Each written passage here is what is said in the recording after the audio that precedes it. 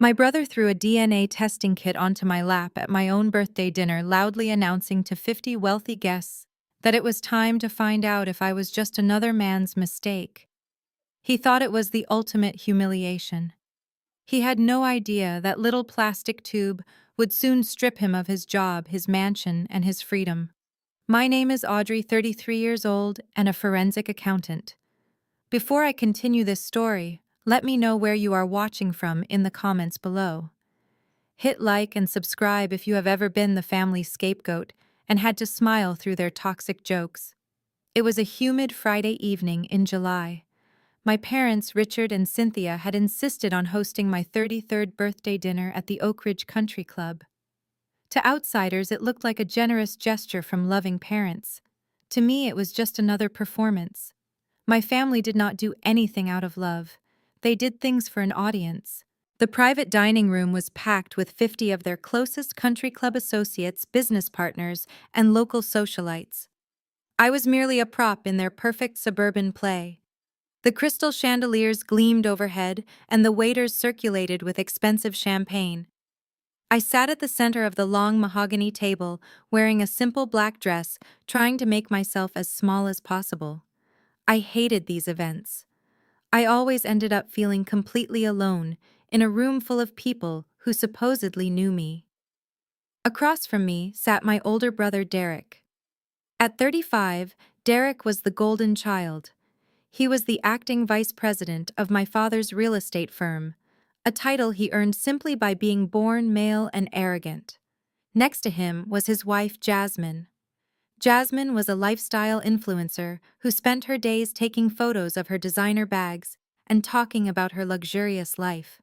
She was currently holding her phone up, making sure the lighting caught her diamond earrings perfectly. She never missed a chance to document how much better her life was compared to mine. Her phone was a constant weapon in our family dynamic. Just as the waiters began clearing the salad plates, Derek stood up. He clinked his silver fork against his crystal champagne flute. The room quieted down immediately. Everyone turned to look at the handsome heir apparent. He reached into his tailored suit jacket and pulled out a brightly colored rectangular box. He walked over to me with a massive, arrogant grin on his face. "Happy birthday, Audrey," he announced, his voice carrying perfectly across the silent room. He tossed the box right onto my lap. It hit my legs with a soft thud. I looked down. It was an Ancestry DNA kit. I stared at the bold letters on the packaging, my heart suddenly beating a little faster. I looked back up at Derek, waiting for the punchline. "The whole family has always wondered why you are so boring and plain." Derek continued, gesturing toward me with his glass. "We figured this might finally explain why you are just another man's mistake. Go on, find out who your real daddy is. Maybe he is the guy who delivers the mail." Laughter erupted from his side of the table. A few of the older guests shifted uncomfortably in their seats, but my father simply chuckled and took a leisurely sip of his expensive red wine.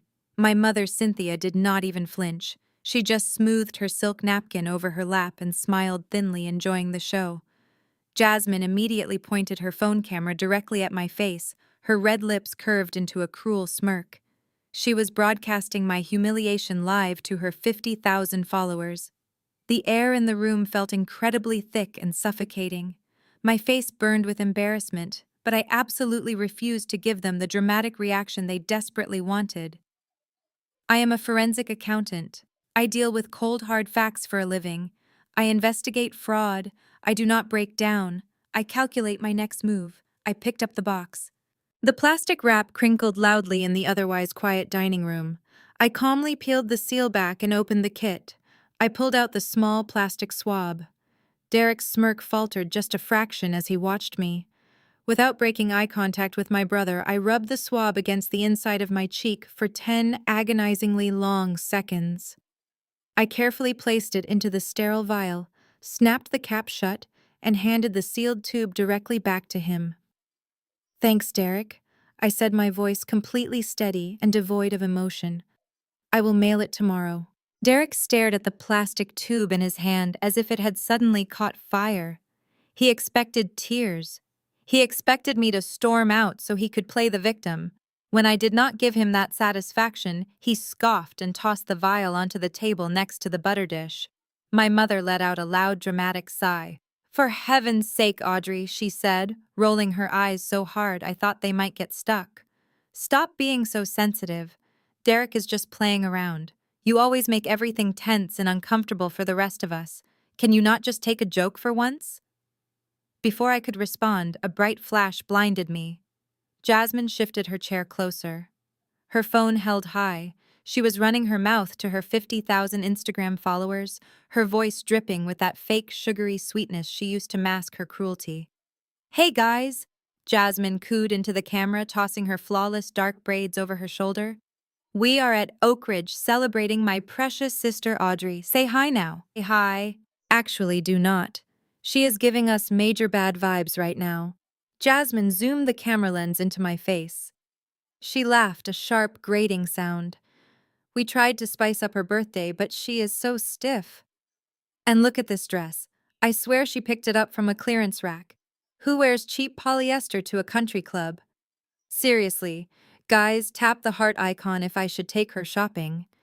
A chorus of snickers erupted from the guests sitting nearby. I looked at Jasmine. Her wrists were stacked with designer bracelets and a massive diamond sparkled on her finger. What her followers did not know, and what I knew intimately from doing the company books, was that nearly everything Jasmine wore was funded by my father's business accounts under the guise of corporate marketing expenses. I offered a tight smile and took a sip of water. Let her have her digital applause. I knew the actual numbers behind her filtered life. The heavy oak doors of the dining room swung open, and the head waiter approached our side of the table. He carried a sleek black leather folder containing the bill. He respectfully placed it next to my father. Richard did not even open it at first. He patted his jacket pockets, acting as though this was a casual family dinner where he was the benevolent patriarch. But then he flipped the cover open. I watched his jaw tighten, his face turned a deep shade of crimson as his eyes scanned the itemized receipt. He glared across the table at Jasmine, then at Derek. $4,000 just on champagne, he hissed under his breath. Jasmine immediately lowered her phone and pouted her lips. "Only the best for family, Richard," she said innocently. We had to toast to Audrey. My father was furious, but he would never cause a scene and damage his precious reputation in front of his wealthy friends. He needed a scapegoat. He slid the black leather folder across the white tablecloth until it bumped against my water glass. "You ruined the mood, Audrey," he said coldly, refusing to look me in the eye. "You made everyone uncomfortable with your little stunt. You pay for it. Consider it your contribution to your own party since you clearly do not appreciate our efforts." The table went dead silent again. 50 pairs of eyes watched me, waiting to see if I would crack. A $4,000 dinner bill was meant to punish me. They knew my salary at the firm was deliberately kept lower than Derek. They assumed this would bankrupt me. I did not argue. I did not plead. I simply reached into my small leather clutch and pulled out my wallet. I retrieved my solid metal premium credit card. It hit the table with a heavy, satisfying clink. I placed it neatly inside the folder and slid it back toward the waiter who was hovering awkwardly nearby. "Do not worry about the limit," I told the waiter smoothly, making sure my voice carried across the table to my father and brother. "It is an unmetered card. 4,000 is barely a rounding error for me. Please make sure you add a 20% tip for yourself. You have had to deal with a very difficult crowd tonight." Derek watched, his mouth dropping completely open in sheer shock. My father stared at the dark metal card protruding from the folder, his eyes narrowing in confusion. They thought they controlled my finances. I calmly stood up, smoothed down my supposedly cheap dress, and picked up the DNA kit. "Thank you for the lovely birthday dinner," I finally said. "I have some very important mail to prepare tonight." Monday morning arrived with the sterile air of corporate entitlement. I walked into the lobby of Crestview Real Estate at 7. My father built this company, or so he reminded everyone. As a licensed forensic accountant, I was their independent financial consultant. In reality, I was the glorified janitor hired to clean up the borderline illegal financial trails my family left behind. My office was a small windowless room located next to the server closet, a stark contrast to the corner suites my father and brother occupied. I liked it that way. It allowed me to work without their constant micromanagement and endless daily interruptions.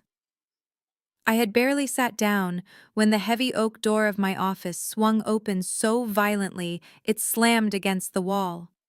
Derek stormed in. He looked completely unbothered by the tense ending to my birthday dinner.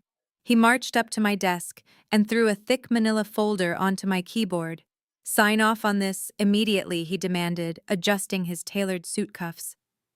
"I need the reimbursement wired to my personal account by noon. Jasmine has her eye on a new car and needs the down payment." I pushed my chair back and picked up the folder. I opened it and began scanning the itemized receipts. My eyes narrowed. It was an expense report for his recent business trip to Dubai. The total amount requested for reimbursement was $150,000. First-class flights on Emirates, a luxury penthouse suite at the Burj Al Arab, receipts for designer boutiques, spa treatments, and private yacht rentals, all vaguely labeled as client entertainment. There were absolutely no clients in Dubai. Our company had never once done international business. Jasmine had posted the entire trip on her Instagram, tagging it as a romantic getaway to celebrate their anniversary. I closed the folder and looked up at him. "I cannot authorize this." His smug expression vanished. "Excuse me, this is not a business expense," I explained, keeping my voice level. "This is a personal vacation. You are attempting to use $150,000 of company funds to pay for your wife to go shopping. If I sign my name to this ledger, I am legally endorsing tax fraud and opening myself up to federal investigation." Derek slammed his hands flat on my desk, leaning over to intimidate me. "You do not get to say no to me, Audrey. You work for us. You are a glorified calculator. Dad told you to process my expenses. My father authorized $50,000 for you to scout potential foreign investors," I corrected him. "You tripled that budget on luxury goods. My ethical obligation is to the IRS, and the law, not your fragile male ego." Derek's face flushed with rage. "You really think you have any power here?" he sneered, his voice dropping to a vicious whisper. "You are nothing. Dad only keeps you around because it looks good to have the pathetic daughter on the payroll. If you do not sign that paper right now, I will have you fired today." I stared at him. The sheer arrogance was staggering. He truly believed the rules did not apply to him or his perfect lifestyle. While he was standing there screaming at me, my right hand was resting casually on my mouse. My computer monitor was angled away from his line of sight. Behind the open spreadsheet, a progress bar was silently filling up. I had plugged a heavily encrypted flash drive into my computer the moment I arrived. While Derek ranted, I was actively downloading not just his Dubai receipts, but his entire history of fraudulent corporate spending over the last 4 years. Every hidden offshore transfer, every fake vendor invoice, every single dime he stole. "Go ahead," I challenged him, my voice completely devoid of fear. "Tell Richard I refuse to commit federal wire fraud for you. Let us see how he reacts when he finds out you spent company money on diamond necklaces instead of property acquisitions." I slid the manila folder across the smooth wooden desk until it fell off the edge and hit his expensive leather shoes. "Get out of my office, Derek. Take your garbage with you." He stared at me, his chest heaving with fury. He snatched the heavy manila folder off the floor with a violent, dramatic gesture. "You are going to regret this," he spat, turning on his heel and storming out of the room. The door slammed shut. I looked back at my computer screen. The progress bar hit 100%. The transfer completed. I safely ejected the small metal flash drive, slipped it securely into the hidden zippered pocket of my leather purse, and just smiled. I had exactly what I needed. 6 long weeks passed in a tense and incredibly quiet standoff at the firm. Derek completely avoided my office and my entire department floor, choosing instead to glare at me during weekly board meetings, while my father continued to treat me like an invisible nuisance. I kept my head down, doing my job and waiting. It was a terribly rainy Tuesday evening in late August when the fateful email finally arrived in my inbox. I was sitting at my kitchen island in my modest two-bedroom apartment eating takeout pad thai and reviewing a stack of quarterly tax projections. My phone buzzed on the granite countertop. The notification screen lit up with a simple message from the DNA testing company stating that my results were ready to view. I put down my chopsticks. My hands felt unusually cold as I picked up the phone. I told myself it was just a formality. I expected to see a mundane breakdown of European heritage and a confirmed link to my father lineage. Nothing more. I opened my laptop and logged into the secure online portal. The screen loaded slowly, revealing a colorful pie chart of my ethnicity: 50% Western European, 30% Scandinavian, 20% unknown. I scrolled past the colorful graphics, my eyes searching for the specific tab labeled Family Matches. I clicked it. The page refreshed. I stared at the top of the screen. My heart completely stopped. The platform displayed a list of close relatives based on shared centimorgans. The first section was reserved for immediate family members like parents and siblings. My mother, Cynthia, had taken this exact same brand of DNA test 5 years ago during a brief genealogy phase. Her profile was there, confirming a 50% match. I was definitely her biological daughter. I breathed a sigh of relief. But then I looked for my father. Richard had also taken the test alongside my mother back then. His profile should have been sitting right next to hers. It was not. I typed his name into the search bar within my match list. The system returned 0 results, 0% shared DNA. The screen glared back at me with the undeniable biological truth. Richard was not my father. A wave of nausea washed over me. For a moment, the room seemed to tilt. My entire life, my identity as the scapegoat of this specific family, the endless attempts to win the approval of a man who treated me like dirt, it was all built on a massive lie. My mother had an affair. She lied to Richard. She lied to me. Derek truly was the golden child, the only legitimate heir, and I was exactly what he had jokingly called me at my birthday dinner. I was another man mistake. I forced myself to breathe. I took a sip of water to wet my suddenly dry throat. If Richard was not my father, who was? I looked back at the screen. Right below my mother name, occupying the slot for my biological father, was a name I did not immediately recognize. The profile was managed by a legal entity, not a personal user. It read Estate of Vincent Harrington. The match was a confirmed 50%. I opened a new tab on my browser and typed the name Vincent Harrington into the search engine. Millions of results instantly populated the screen. I clicked on the first link, a major financial news network obituary from 3 years ago. The headline read, Vincent Harrington, legendary real estate tycoon and self-made billionaire, dead at 78. The article detailed his massive empire, his ruthless business tactics, and his staggering net worth.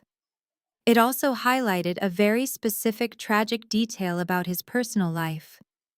Vincent Harrington died entirely alone, leaving behind no wife and officially no children to inherit his massive fortune.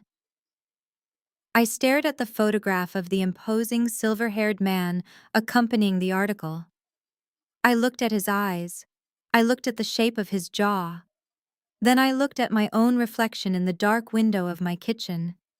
The resemblance was undeniable. The emotional shock hit me like a physical blow. The betrayal, the lies, the magnitude of who I actually was threatened to overwhelm me. My hands shook uncontrollably as I finally closed the digital newspaper article on my laptop. I desperately wanted to scream out loud in my empty kitchen. I truly wanted to call my mother and demand some real answers right now. But the forensic accountant inside me quickly took over. Emotion is messy. Emotion makes mistakes. Data is pure. Data is leverage. I wiped a single tear from my cheek and opened a fresh encrypted spreadsheet. I did not need to cry. I needed to audit my mother. I cleared the takeout containers off my kitchen island and brought out my heavy-duty work laptop. This was the encrypted machine I used for high-level corporate investigations. My fingers flew across the keyboard as I logged into the premium background check databases and federal public record archives I had access to through my firm. I typed in my mother maiden name, Cynthia Lawson. I set the search parameters to look back 35 years. I needed to know exactly who she was and what she was doing right before I was born. The initial results were sparse, just old address histories and minor credit inquiries. I dug deeper, pulling up archived state employment records and corporate filings from the late 80s. It took me 3 exhausting hours of cross-referencing old data before I finally found the golden thread. It was an archived employee registry from a massive commercial real estate conglomerate based in Manhattan. The company name was Harrington Enterprises. My breath caught sharply in my throat. I leaned closer to the bright glowing screen. 34 years ago, my mother was not the sophisticated suburban socialite she pretended to be. She was merely a 22-year-old executive assistant. And according to the corporate hierarchy chart I managed to unearth from an old filing she reported directly to the CEO, she was the personal assistant to the billionaire Vincent Harrington. The timeline aligned perfectly. She worked for him for exactly 11 months. Then her employment record abruptly ended. 6 weeks after her sudden departure from Harrington Enterprises, she married Richard. Richard was just a 24-year-old struggling junior leasing agent at a completely different failing brokerage firm. He had no money, no connections, and terrible credit. Yet somehow within 2 months of their quick courthouse wedding, Richard suddenly had the capital to launch Crestview Real Estate. My father always bragged that he built his company from the ground up with nothing but elbow grease and a small business loan. I pulled up the original incorporation documents for Crestview Real Estate. I looked at the initial capitalization records. There was no bank loan. The seed money came from a single massive cash injection. I needed to trace the origin of that cash. I switched tabs and accessed a specialized financial database used to track historical asset transfers and large-scale tax events. I ran a targeted search on Cynthia Lawson for the tax year she married Richard. The search took a full minute to process. When the results finally populated, I let out a sharp gasp. There it was. A single IRS form declaration filed just days before her wedding. My mother had declared a massive one-time payment of $2 million. The source of the funds was listed under a highly restrictive non-disclosure agreement, categorized simply as an independent consulting fee. The payer was a private offshore holding company connected to Harrington Enterprises. I did not need a confession to understand what I was looking at. As a forensic accountant, I recognize hush money when I see it. Vincent Harrington had paid my mother $2 million to go away. She got pregnant. He wrote a check and she found a desperate, ambitious young man named Richard to play the role of the proud father. The entire foundation of my family was a transactional illusion. Richard did not build an empire. He bought a pregnant bride who came with a $2 million dowry. He used my biological father money to make himself rich, and in exchange he agreed to raise me. But he resented me every single day of my life, because looking at me was a constant reminder that his wealth was not his own.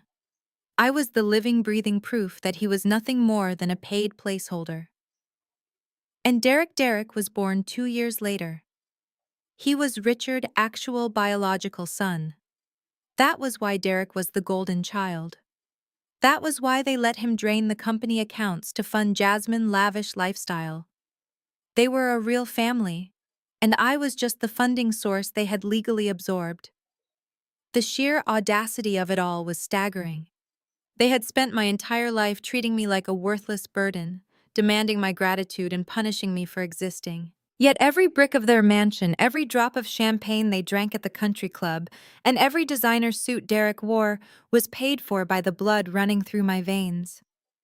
I closed the financial database and opened a new secure folder on my desktop. I named it Project Karma. I began saving every tax return and corporate filing. They thought I was just the scapegoat. They did not realize they had trained the perfect auditor tonight. The files began piling up inside my newly created Project Karma folder. Each PDF document I saved felt like another brick being removed from the fortress of lies my family had constructed around me. I spent the next 4 hours doing what I do best. I followed the money. I tracked the original $2 million payment from the offshore holding company linked to Vincent Harrington directly into a joint checking account opened by Cynthia and Richard just 3 days after their wedding. It was a meticulously executed financial cover-up. For my entire life, Richard had paraded around the country club giving arrogant speeches about the value of pulling yourself up by your bootstraps. He loved to tell his wealthy friends how he built Crestview real estate through sheer grit, long nights, and unmatched business acumen. It was all a complete fabrication. The seed money, the operational capital, the down payments on his very first commercial properties, every single cent of it was blood money paid to keep my existence a secret. They had monetized my abandonment. They traded my biological father for a startup fund. As the sun began to rise, casting a gray light through my kitchen window, I pulled up the current financial statements for Crestview Real Estate. I needed to see exactly what they had done with my $2 million over the last 3 decades. The company was currently valued at roughly $40 million on paper. But paper valuations are incredibly deceptive. I dug into their liabilities. My father and Derek had terrible spending habits. They were deeply over-leveraged. They treated the company treasury like a personal piggy bank, taking out massive corporate loans to fund their lavish personal lifestyles, their luxury cars, and the sprawling mansion they refused to downsize. The company was barely staying afloat, suffocating under the weight of $15 million in high-interest commercial debt. They were one bad quarter away from total bankruptcy. And yet they treated me, the very source of their initial wealth, like a parasite draining their resources. The irony was so sharp, it almost made me laugh out loud in the empty apartment. Right at that moment, my cell phone buzzed loudly against the granite countertop, breaking the absolute silence of my kitchen. I picked it up. The screen lit up with a new text message from Jasmine. I opened it. It was a high-resolution photograph of a diamond-encrusted watch resting on her manicured wrist. The watch was a limited edition piece, easily recognizable to anyone familiar with high-end jewelry. Beneath the photo was a text message dripping with her signature venom. Jasmine wrote, "Derek just surprised me with this little beauty to celebrate his amazing quarter at work. $50,000 of pure perfection. It is so nice to be married to a man who actually generates company profits instead of just counting other people's money all day. Maybe if you worked a little harder and smiled more, you could afford something nicer than that cheap dress you wore to your own birthday dinner. Have a great day at the office, Audrey." I stared at the glowing screen. A year ago, a message like this would have ruined my entire week. I would have felt the familiar sting of inadequacy and unfairness. But today, reading her petty insult felt like reading a confession. Jasmine was not taunting me with her wealth. She was actively handing me the exact evidence I needed to destroy them. I did not reply immediately. Instead, I immediately logged into the Crestview Real Estate internal banking portal. I checked the main operational account, the one specifically designated for payroll and vendor payments. I carefully hit refresh. A brand new outgoing wire transfer appeared at the top of the ledger. It was a transfer for exactly $54,200, including sales tax. The payee was a luxury jeweler located in downtown Boston. Derek had not used his personal funds or even a legitimate bonus check. He had directly wired the money out of the company operational budget to buy his wife a watch right before payroll was due to clear. It was blatant, undeniable corporate theft.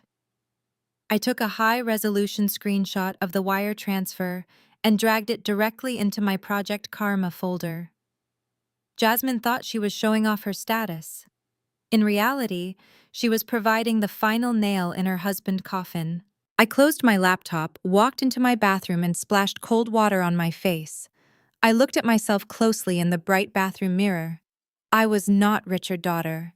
I never truly was. I was the daughter of a billionaire titan, and I was finally going to take back every single thing they stole from me. The next morning, I walked into the Crestview real estate office with my head held high. I barely set my coffee down when my desk phone rang. It was the secretary instructing me to report to his suite immediately. I grabbed my company laptop, tucked it under my arm, and walked down the hallway. When I pushed open the doors of Richard's office, I found exactly what I expected. Richard sat behind his massive desk, his hands steepled tightly in front of him. Derek stood by the window, a smug smile plastered firmly across his privileged face. "Close the door, Audrey," Richard ordered, not even bothering to look up from his papers. I closed the door behind me and stood perfectly still in the spacious room. I did not sit down. "Derek came to see me yesterday afternoon," Richard began, leaning back in his leather chair. "He told me about your little insubordination regarding his travel expenses. We also discussed your hostile attitude toward this family and this company." "My attitude toward this company is strictly professional," I replied evenly. "I refuse to authorize an illegal misappropriation of corporate funds. Derek spent $50,000 yesterday on a diamond watch for his wife using the payroll account. That action is not insubordination. That is basic financial compliance." Richard slammed his hand on the desk. The sound echoed in the room. "You do not dictate compliance to me in my own building. I built this company. I make the rules. Derek is the vice president. His expenses are approved by me regardless of what they are. Then you are an accomplice to federal wire fraud," I stated calmly. Derek scoffed, stepping away from the window. "Listen to her, Dad. She thinks she is running the IRS. She is bitter because she is a bookkeeper making a fraction of what I make. She is toxic." Richard nodded slowly, his eyes narrowing as he looked at me. "Derek is right. You have become a liability, Audrey. Your jealousy is clouding your judgment and disrupting the workflow of my team. Effective immediately, your consulting contract with Crestview Real Estate is terminated." He paused, clearly waiting for me to break down. He expected tears, begging, or apologies. Instead, I felt a wave of relief wash over me. I was free from their daily torment. "I understand," I said, keeping my voice neutral. Richard looked confused by my lack of emotion. "Leave your security badge and your company laptop on my desk," he demanded harshly. "You have 10 minutes to pack up your personal belongings and leave the premises. Security will escort you out."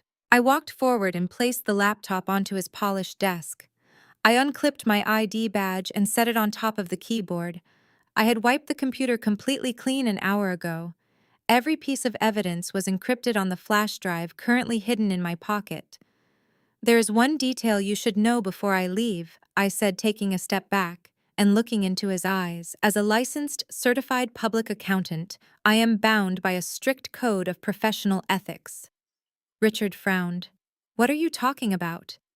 "When I uncover financial discrepancies, unrecorded liabilities, and direct evidence of embezzlement within a corporate entity, I am legally obligated to report my findings to the Internal Revenue Service." I smiled thinly. "And I assure you, Richard, I am a very thorough accountant." The smug look instantly vanished from Derek's face. He turned pale.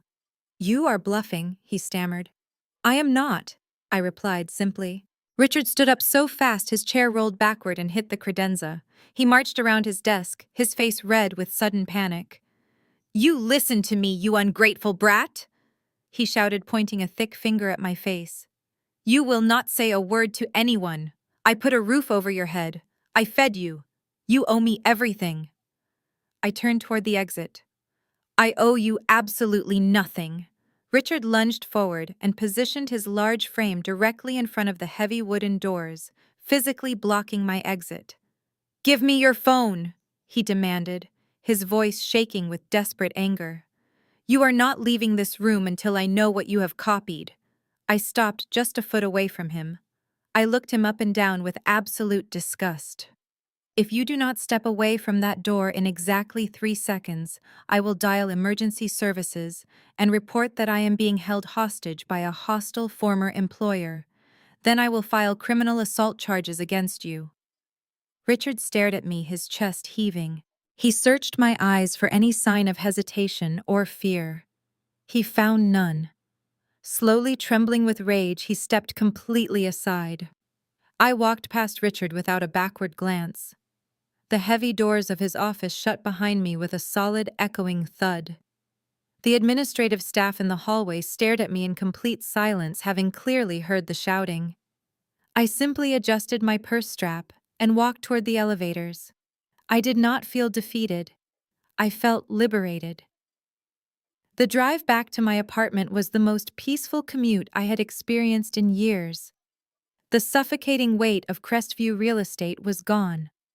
When I unlocked the door to my apartment and dropped my keys on the granite counter, my cell phone buzzed in my purse. I pulled it out and looked at the screen. It was a missed call from Derek, followed instantly by a voicemail notification. I walked into the kitchen, poured myself a glass of cold water, and pressed play on the speakerphone.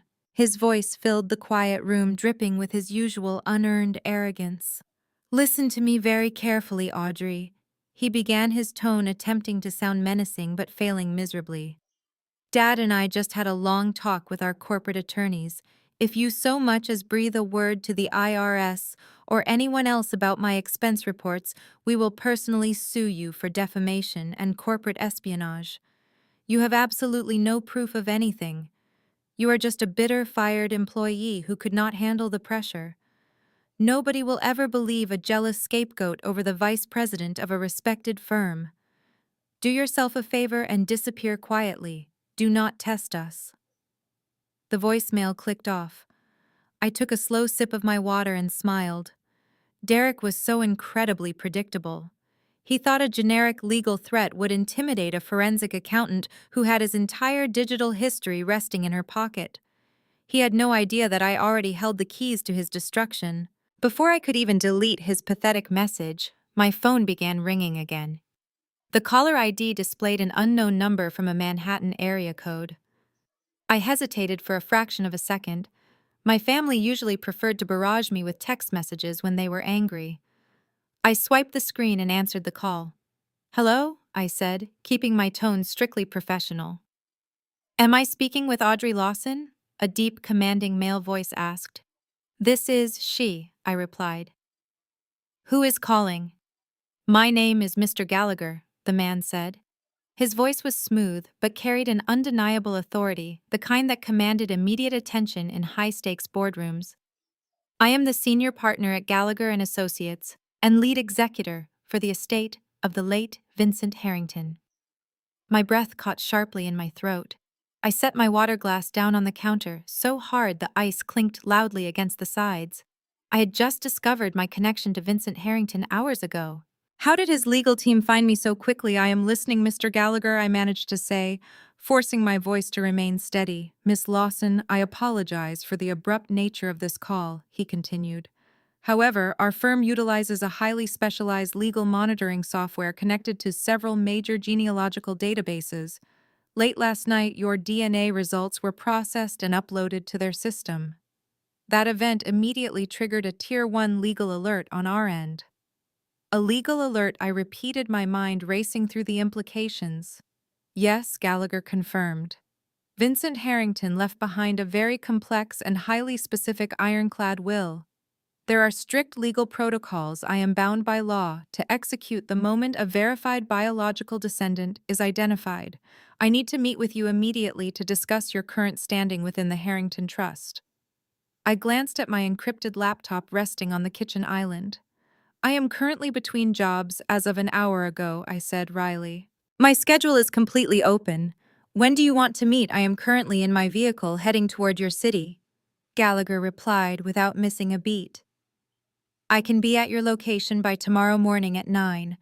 I have already booked a private conference room at the Downtown Plaza Hotel. Please bring your government-issued identification and a certified copy of your birth certificate. This is a matter of extreme financial magnitude, Miss Lawson. I strongly advise you not to mention this conversation to anyone, especially Richard and Cynthia. They are the absolute last people I would ever tell," I assured him.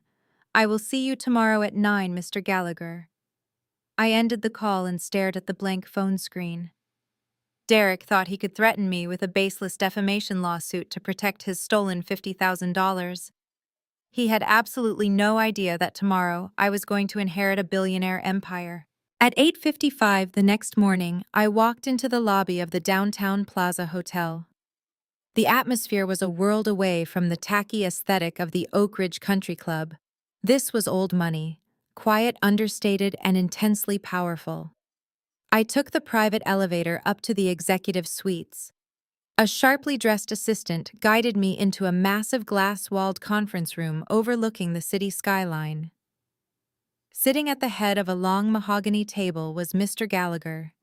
He was a distinguished man in his late 60s, wearing an impeccably tailored suit. He stood up immediately, offering a firm handshake.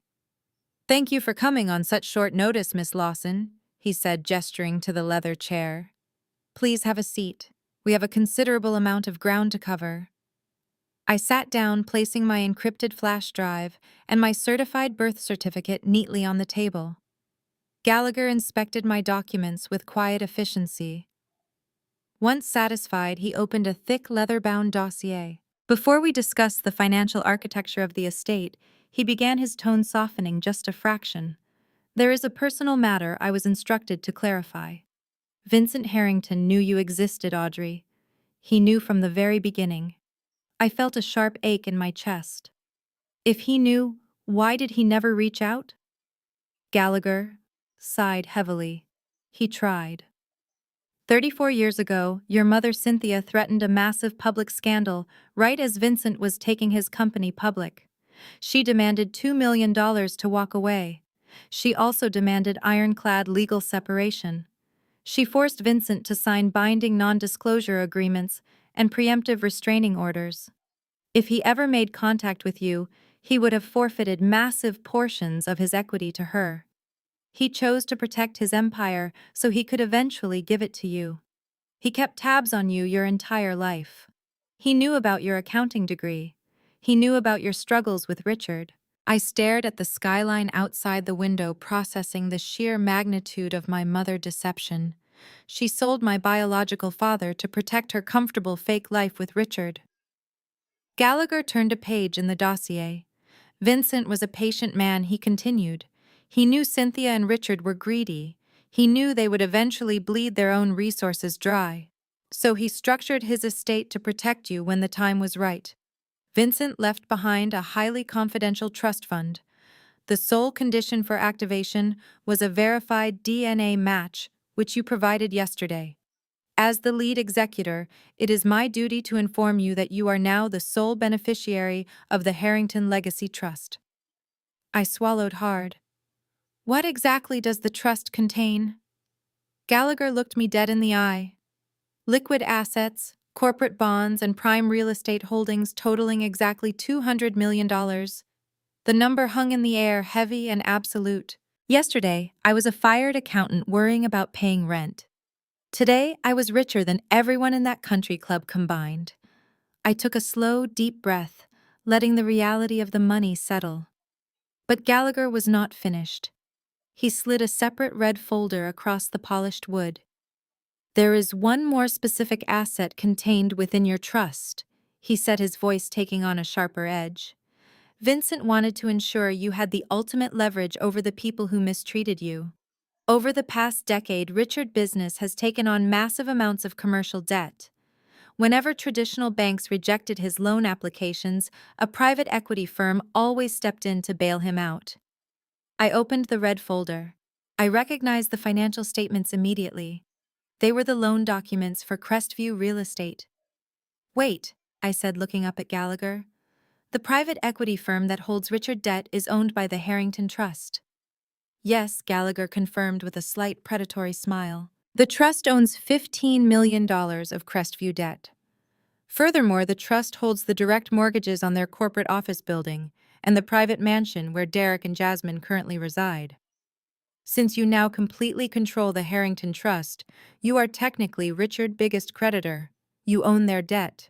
You own their buildings. You hold the absolute power to foreclose on their entire fake empire today."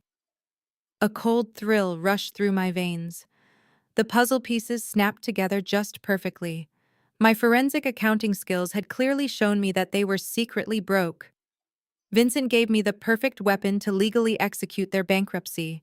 Richard and Derek arrogantly thought they held all the cards. I closed the red folder. "Mr. Gallagher," I said, my voice steady, "I want to call in the debt. I want every single cent they owe me." Gallagher smiled broadly. "Let us prepare the legal summons right now." The legal machinery of a $200 million estate moves with terrifying speed. Within 48 hours of my meeting with Mr. Gallagher, the trap was fully set. We did not just send a polite email or a standard certified letter. Gallagher deployed professional process servers to deliver the documents simultaneously, ensuring my family could not coordinate their initial reactions. I sat in my quiet apartment sipping black coffee, imagining the exact moment the heavy cream envelopes with the embossed gold seal of Gallagher and Associates were thrust into their hands. The summons demanded their mandatory presence at the Harrington Trust headquarters by 3 o'clock on Friday afternoon for a comprehensive financial review of Crestview real estate debt obligations. The document was intentionally drafted in dense, intimidating legalese. It cited multiple breach of contract clauses regarding their $15 million commercial loan and demanded immediate accounting for corporate asset depreciation. It did not mention my name once. It did not mention Vincent Harrington, biological heir. It simply stated that the primary lien holder of their entire corporate structure required a face-to-face meeting to discuss imminent default protocols. The fallout was instantaneous. At exactly 11:15 on Thursday morning, my cell phone began ringing relentlessly. It was Richard. I let it ring 4 times before calmly pressing the green answer button. I did not say hello. I just listened. "Audrey, what in the world do you think you are doing?" Richard bellowed into the receiver, his voice cracking with a mixture of raw panic and absolute fury. "Do you honestly think hiring some fancy Manhattan law firm to bully me is going to work?" I remained completely silent, letting him dig his own grave. "You are suing us for wrongful termination, are you not?" He continued, his breathing heavy. "You stole confidential company data when you left, ran to a corporate shark, and now you are trying to extort your own family. Derek told me you were vindictive, but this is a new low even for you. You have absolutely no grounds for a lawsuit." I took a slow sip of my coffee. "Are you finished, Richard?" "Listen to me, you ungrateful little witch," he snarled. "Crestview Real Estate has a rock-solid legal team. We will crush you in court. We will counter-sue you for corporate espionage, defamation, and breach of fiduciary duty. You will be paying my legal fees for the rest of your miserable life. Call off your attack dogs right now, or I swear to you I will make sure you never work in finance again." His threats were completely empty, the desperate flailing of a man who realized he was standing on a trap door. He thought this was about my tiny consultant salary. He had absolutely no idea he was dealing with the executioner of his entire empire. He truly believed he was fighting a fired employee, not a billionaire trust fund. "I am not calling off anything," I replied evenly, keeping my tone devoid of any emotion. "You received a legal summons from your primary creditor. I strongly suggest you show up tomorrow at 3 o'clock. If you default on this mandatory financial review, the consequences will be severe." I hung up the phone before he could scream another word. A profound sense of peace washed over me. For 33 years I had allowed this man to dictate my worth. Now he was sweating in his tailored suit, terrified of an invisible enemy. 5 minutes later, my phone vibrated again. This time, it was a text from Derek. It read, "You are completely insane if you think you can take down Dad Company. Jasmine is in tears because of the stress you are causing this family. Drop the lawsuit, Audrey, before things get really ugly for you. You are messing with money you do not understand." I did not reply. Instead, I opened Instagram. Jasmine had just posted a cryptic text graphic on her story. It featured a black background with a sad face emoji and the words, "Dealing with incredibly toxic people today." Money really brings out the evil in some family members. Please send positive vibes, guys. She was already trying to spin the narrative, painting herself as the victim of my supposed greed. They were all operating under the shared delusion that this was a petty revenge plot over a fired accountant. They truly believed they held the superior legal position. They thought they could walk into that Manhattan boardroom, flex their suburban wealth, and intimidate my lawyers into a meager settlement. I walked right over to my bedroom closet and pulled out a sharp tailored navy blue suit. They wanted a financial review. I was going to give them a complete and utter liquidation. The navy blue suit hung perfectly on the closet door. I spent Thursday evening ironing my favorite silk blouse and organizing the printed financial dossiers into neat leather binders. I wanted my presentation tomorrow to be flawless. Just as I was placing the encrypted flash drive into my briefcase, the sharp chime of my doorbell echoed through my quiet apartment. I froze. I was not expecting any visitors. I walked softly into the hallway and pulled up the security camera application on my phone. The live video feed loaded, revealing two familiar faces standing on my welcome mat. It was Richard and Cynthia. They looked completely different from the arrogant people who had mocked me at the country club less than a week ago. Richard wore a wrinkled trench coat over his unbuttoned dress shirt, his tie hanging loosely around his neck. Cynthia looked frantic, her usually perfect hair slightly disheveled. Richard reached out and pressed the doorbell a second time, his movements jerky and impatient. They were panicking. The legal summons from the Harrington Trust had clearly shattered their false sense of security. I took a deep breath, unlocked the deadbolt, and pulled the door open just a few inches. I stood firmly in the doorway, blocking their entry. "What do you want?" I asked, keeping my voice completely devoid of emotion. Cynthia immediately burst into loud, dramatic tears. She lunged forward, trying to grab my hand, but I quickly stepped back. "Audrey, please!" she sobbed, her voice echoing down the empty apartment hallway. "You have to stop this. You have to call Mr. Gallagher and tell him it was all a huge misunderstanding. You cannot do this to your own family." I stared at her. Her performance was incredibly pathetic. "You received the mandatory summons," I stated simply. Richard pushed his way slightly in front of my mother. He looked exhausted, the dark bags under his eyes prominent in the dim hallway lighting. "Audrey, listen to reason," he pleaded, his voice stripped of its usual booming authority. "We know you are angry about being let go." Derek was out of line. I admit that. But running to the Harrington Trust, telling them about our internal financial struggles, that is corporate sabotage. If they pull our funding tomorrow, we lose everything. We lose the business, the house, our entire livelihood. You are actively trying to destroy the people who gave you a wonderful life. You are destroying your own legacy. I crossed my arms over my chest. Your legacy is built on stolen money and fraud, Richard. I am simply holding you accountable. Cynthia let out a high-pitched wail. She wiped her eyes, smearing her expensive mascara. "How can you be so incredibly cruel?" she cried, her face twisting with sudden vicious anger. "We took you in, we fed you, we paid for your college, we raised you, you owe us." I looked directly into my mother's eyes. The utter hypocrisy of her words was astounding. She had literally sold my biological father for $2 million, used that money to fund her lavish lifestyle, and then spent 33 years treating me like a burdensome charity case. "I owe you nothing," I replied, my voice dropping to a dangerous whisper. "You were paid $2 million to raise me, Cynthia. Do not ever act like I was an act of charity. I was a transaction. You made your deal 34 years ago, and now the bill has finally come due." Cynthia gasped, her face turning completely chalk white. The fake tears stopped instantly. She stared at me in sheer terror, realizing in that exact moment that I knew her darkest, most guarded secret. Richard looked back and forth between us, entirely confused by my statement about the $2 million.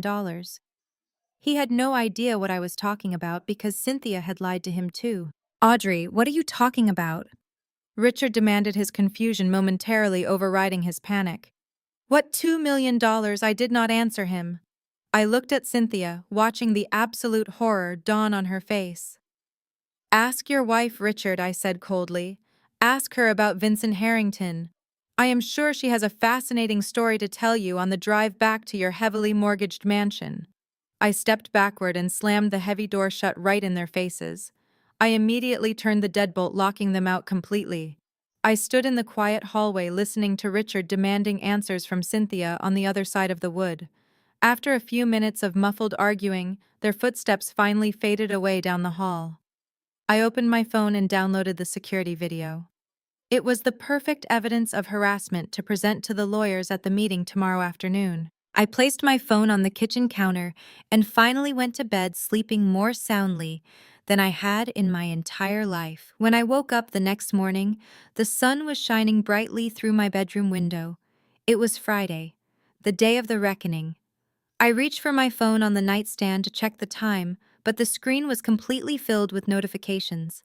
There were dozens of missed calls, over 100 text messages, and an endless stream of social media alerts.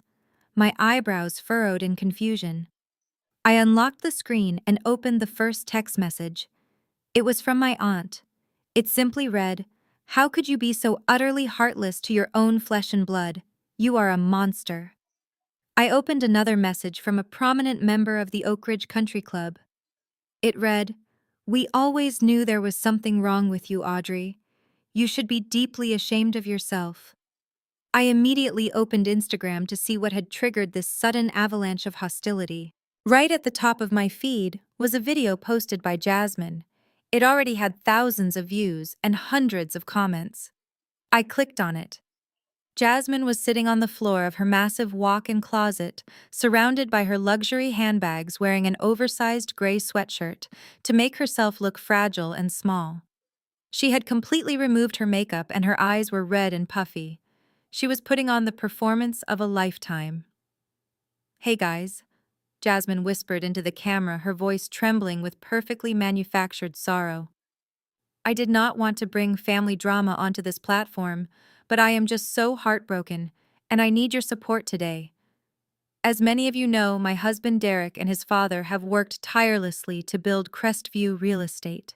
They poured their blood, sweat, and tears into creating a legacy.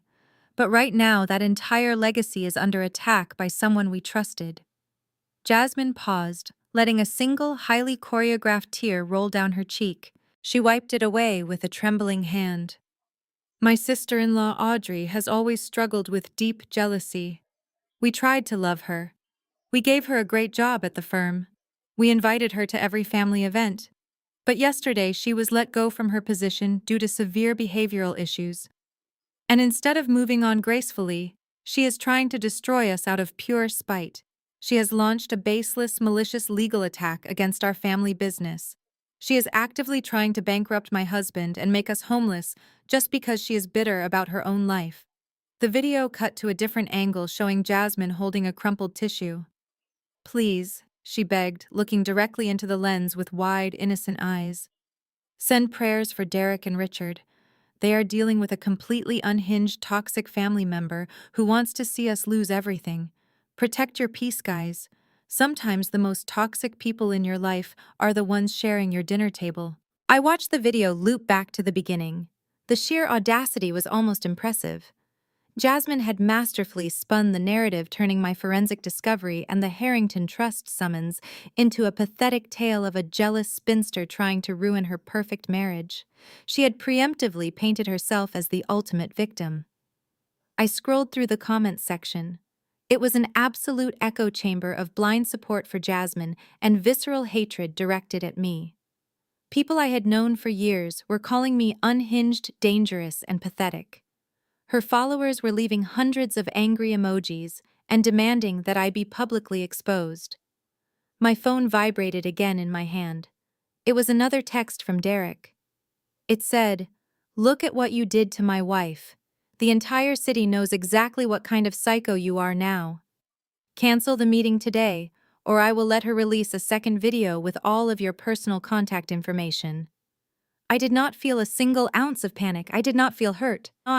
I felt a deep, radiating sense of absolute satisfaction. They were spending their final hours of wealth digging a hole so deep they would never be able to climb out. I casually walked over to my kitchen island, poured a fresh cup of dark roast coffee, and picked up my phone again.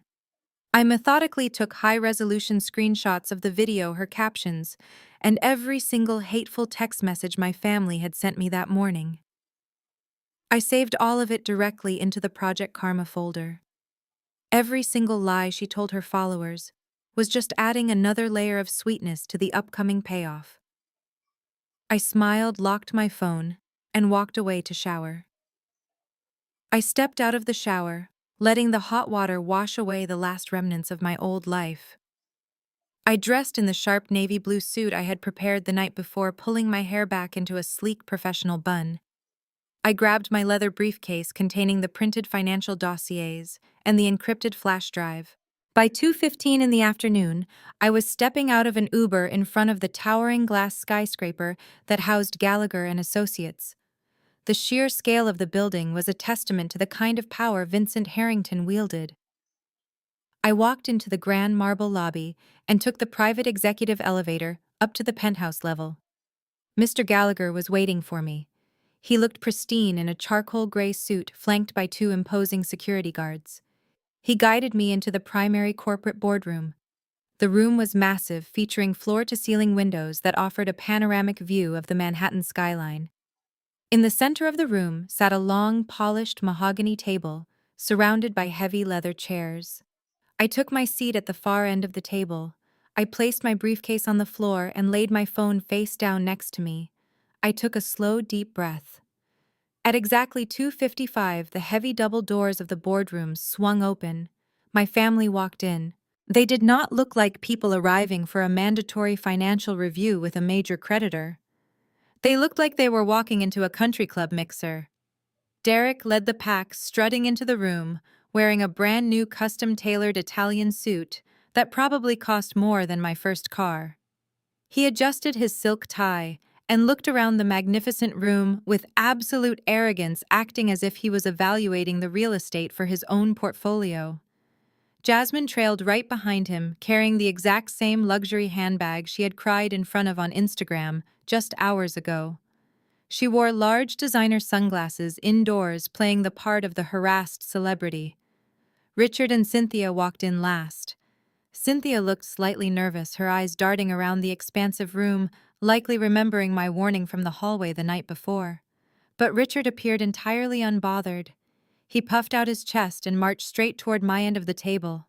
He did not even acknowledge Mr. Gallagher or the security guards standing quietly by the walls. He looked directly at me with a mixture of pity and intense irritation. He reached into his leather briefcase and pulled out a thick, stapled document. He tossed it across the polished mahogany table. It slid smoothly over the wood and stopped exactly right in front of my hands. "I am a very busy man, Audrey." Richard began, leaning his heavy hands on the table and towering over me. "I do not have time for these dramatic stunts. I do not know which low-level ambulance chaser you managed to hire on contingency to draft that ridiculous summons, but it ends right now." I looked down at the document. The bold heading at the top read, "Full and final severance agreement and release of all claims." "That is a very generous offer." Richard continued, his voice echoing loudly in the quiet boardroom. "It guarantees you a $50,000 severance package. In exchange, you will immediately drop these silly little IRS threats. You will sign an ironclad non-disclosure agreement regarding the company finances, and you will publicly apologize to Jasmine for the stress you caused her today. Sign the paper, take the money, and go find a new job. If you refuse, I will personally see to it that you spend the next 10 years drowning in legal fees." Derek scoffed from the sidelines, leaning casually against the expensive leather chair. "Just take the money, Audrey," he chimed in, crossing his arms. "You played a stupid game and you lost. Stop embarrassing yourself." Jasmine pulled down her sunglasses, giving me a look of pure disgust. "You are so toxic," she whispered loudly. "We are actually trying to help you, and you just want to destroy us." I did not touch the document. I did not break eye contact with Richard. They still truly believed they held the upper hand. They thought this massive boardroom belonged to some random law firm I had desperately hired. They had absolutely no idea that every single inch of this building, including the chair Derek was leaning on, was paid for by the Harrington Trust. I let the heavy silence stretch out, allowing their blind arrogance to fully saturate the large room. I was quietly savoring the final few seconds of their completely fake reality. "Are you quite finished with your pathetic performance now, Richard?" I asked smoothly. Richard's face instantly hardened. He slammed his fist onto the table. "Listen to me, you little ingrate!" he began to shout. But before he could utter another threat, the heavy wooden doors of the boardroom swung open. Mr. Gallagher strode into the room. He was no longer playing the polite host I had met yesterday. He was entirely in his element, radiating absolute corporate authority. He was flanked by two massive uniformed security guards who stepped inside and immediately took up positions by the doors, their expressions completely unreadable. Richard stopped yelling and turned around. He adjusted his suit jacket, puffing out his chest to reassert his dominance in the room. He assumed Gallagher was just a senior partner I had desperately hired to mediate my supposed severance. Richard walked toward the head of the table, extending his right hand with a practiced, arrogant smile. "Good afternoon," Richard said loudly. "I am Richard Lawson, founder and chief executive officer of Crestview Real Estate. I assume you are the attorney representing my former employee. Let us skip the formalities and wrap this up quickly. I have already presented her with a very generous offer." Mr. Gallagher did not even look at Richard's extended hand. He walked right past him, treating the self-proclaimed chief executive officer like an invisible piece of furniture. Gallagher approached the head of the mahogany table, unbuttoned his suit jacket, and took his seat. The two security guards shifted slightly, their presence a silent warning against any further outbursts. Richard stood there awkwardly, his hands still suspended in the air. A flush of deep embarrassment crept up his neck. He slowly lowered his arm and returned to his chair next to Derek, his arrogant demeanor slightly punctured. Jasmine stopped chewing her gum, sensing the sudden shift in the atmosphere. Gallagher opened his leather-bound dossier and arranged his papers meticulously. He looked up, his cold gaze sweeping across my family members, before finally resting on Richard. "I am not here to represent a former employee in an employment dispute." Mr. Lawson Gallagher began, his voice deep and perfectly level. "My name is Arthur Gallagher. I am the senior partner at Gallagher & Associates. More importantly, for the purpose of this meeting, I am the lead legal executor for the estate of the late Vincent Harrington." The name dropped into the room like a lead weight. Cynthia gasped loudly. She slapped both of her hands over her mouth, her eyes widening in absolute terror. All the color instantly drained from her face, leaving her looking like a ghost. She slumped back against the heavy leather chair, as if all the bones in her body had suddenly dissolved. Richard looked at his wife, completely bewildered by her intense physical reaction. He turned back to Gallagher, his brow furrowed in deep confusion. "Vincent Harrington?" Richard repeated, his voice losing its booming confidence. "The billionaire. What does his estate have to do with my company?" "Everything," Gallagher replied simply. "We did not summon you here to discuss a $50,000 severance package. We summoned you here because the Harrington Trust has recently undergone a massive transition of power. Due to a legally binding contingency placed in Mr. Harrington's will, the entirety of his $200 million estate, including all private equity holdings, has been transferred to his sole biological heir." Gallagher paused, letting the staggering financial figure settle over the room. He then turned his head and looked directly at me. "I formally present to you the new head of the Harrington Trust, Miss Audrey Harrington." Dead silence filled the massive boardroom. For a long moment, nobody moved. The only sound was the faint hum of the air conditioning. Then Derek broke the tension. He threw his head back and let out an obnoxious laugh. He clapped his hands together slowly, mocking the entire presentation. "Wow!" Derek chuckled, wiping a fake tear from his eye. "This is incredible. You actually hired an actor to play a billionaire lawyer. And you are claiming to be the secret heir to a real estate tycoon. Audrey, this is the most pathetic, desperate bluff I have ever seen in my entire life. Did you really think we would fall for this insane delusion?" Mr. Gallagher did not raise his voice. He did not argue with Derek. He simply reached into his dossier and pulled out a thick stack of papers bearing the official red seals of the federal court and the certified genetic laboratory. He slid the documents firmly across the polished mahogany table. The papers glided effortlessly and stopped right under Derek's nose. "Read the certified DNA results and the federal trust transfer documents," Gallagher instructed coldly, his sharp eyes locking onto my brother. "Then tell me if you are still laughing." Derek stared at the heavy stack of documents. The arrogant smirk completely melted off his face. His hands actually trembled as he picked up the top sheet. He read the genetic laboratory certification, then flipped to the federal court order. He did not say a single word. He just slowly lowered the documents to the table, looking like all the air had been punched out of his lungs. Richard snatched the papers and scanned the pages. He reached the section detailing the $200 million value. The reality hit him hard. He looked up, his expression a mix of utter disbelief and sudden, sickening realization. "Well," Richard stammered, his booming voice reduced to a hoarse whisper, "it seems your mother kept quite a secret from all of us. But congratulations, Audrey. You stumbled into a massive fortune. However, this has absolutely nothing to do with Crestview Real Estate. You have your money now. Take your trust fund and go. Leave my business out of this. We will withdraw the severance offer and pretend none of this ever happened." Gallagher leaned forward. "You fundamentally misunderstand your current predicament," Mr. Lawson Gallagher stated, his tone chillingly polite. "This meeting is not a family reunion. It is a mandatory creditor review. The Harrington Trust is deeply intertwined with your business." Richard scoffed. "That is impossible. My company is completely independent. We have lines of credit through a private equity firm, not some billionaire personal trust." Gallagher reached into his leather dossier and extracted the bright red folder. He flipped it open, revealing copies of Richard Master loan agreements.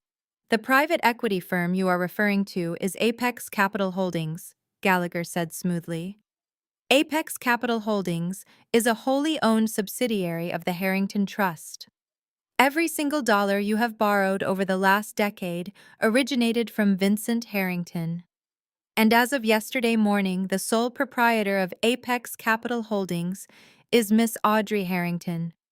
Therefore, she is your primary creditor." Jasmine let out a sharp, confused gasp. "What does that mean?" "Derek," she whispered frantically.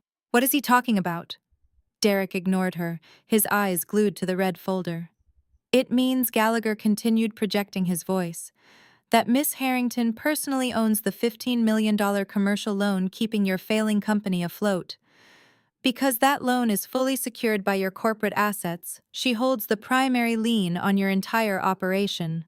Furthermore, since your son and his wife reside in a property technically owned by Crestview Real Estate, Miss Harrington holds the direct mortgage on their private mansion as well. She effectively owns the roof over your heads and the chairs you are currently sitting on." Richard jumped up from his leather chair, his face turning an alarming shade of purple. "You cannot do this," he roared, slamming both hands onto the table. "That is an active loan. We make our minimum monthly interest payments on time. You cannot just arbitrarily call in a commercial debt of that magnitude without cause. I will tie you up in litigation for the next 20 years. We have not defaulted." Gallagher did not even blink at the outburst. He simply turned to the third page of the loan agreement and tapped his expensive pen against a specific highlighted paragraph. "Actually, Mr. Lawson, you have defaulted." Gallagher corrected him with lethal legal precision. "Section 4, paragraph B of your master promissory note explicitly states that any gross violation of corporate governance, specifically the commingling of corporate funds for personal use, or the active embezzlement of capital, triggers an immediate breach of contract. That clause grants the lien holder the absolute right to demand full repayment within 24 hours. Should you fail to produce $15 million in liquid cash by tomorrow afternoon, Miss Harrington has the legal authority to seize all collateral assets immediately." Richard collapsed backward into his seat. His breathing became shallow and erratic. The invincible patriarch of the family was suddenly reduced to a terrified debtor, realizing his entire empire was built on quicksand. He looked at Cynthia, who was silently weeping. The arrogant facade they had maintained for 3 decades was completely shattered. Derek finally found his voice. He leaned across the table, his face slick with sweat. "Audrey, please," he begged, his tone devoid of its mocking edge. "You cannot do this to us. This is our livelihood. If you call in that loan, the company goes bankrupt. We lose everything. You are family." I sat perfectly still in my chair. It was fascinating how quickly the word family became a shield. I looked directly at Richard and then at Derek. "You made it very clear that I was just a mistake," I replied softly. "Now you are finally going to learn exactly how much a mistake can cost." I pushed my chair back and stood up. The heavy silence in the boardroom was palpable as I picked up my encrypted flash drive from the mahogany table.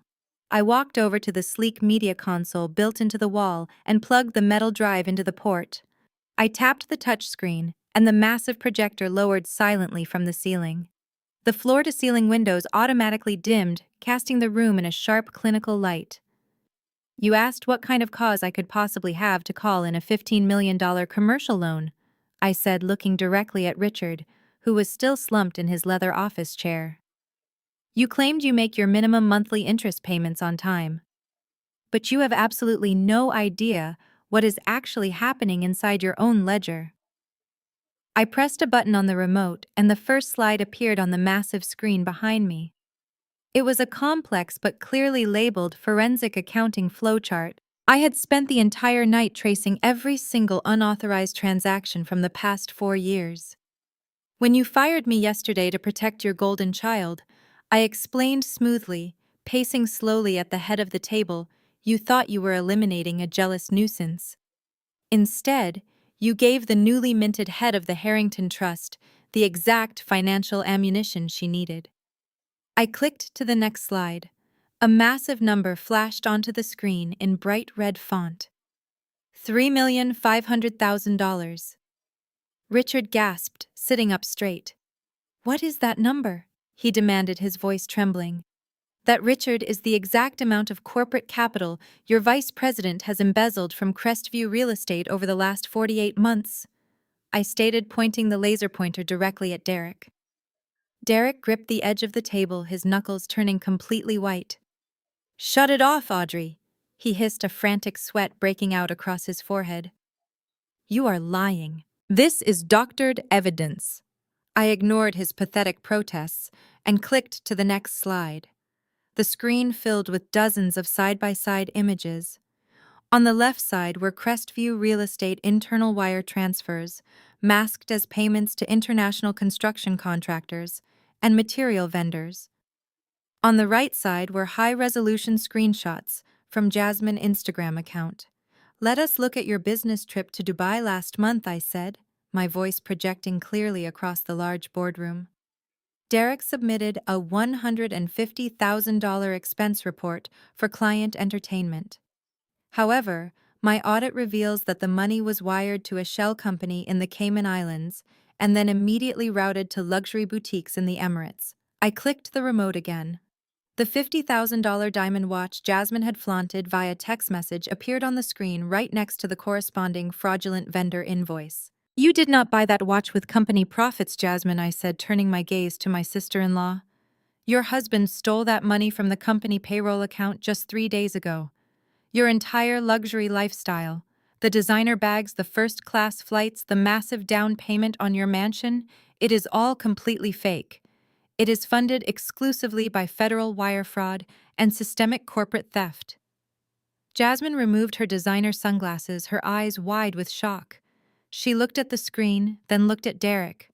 Her mouth opened and closed, but no sound came out.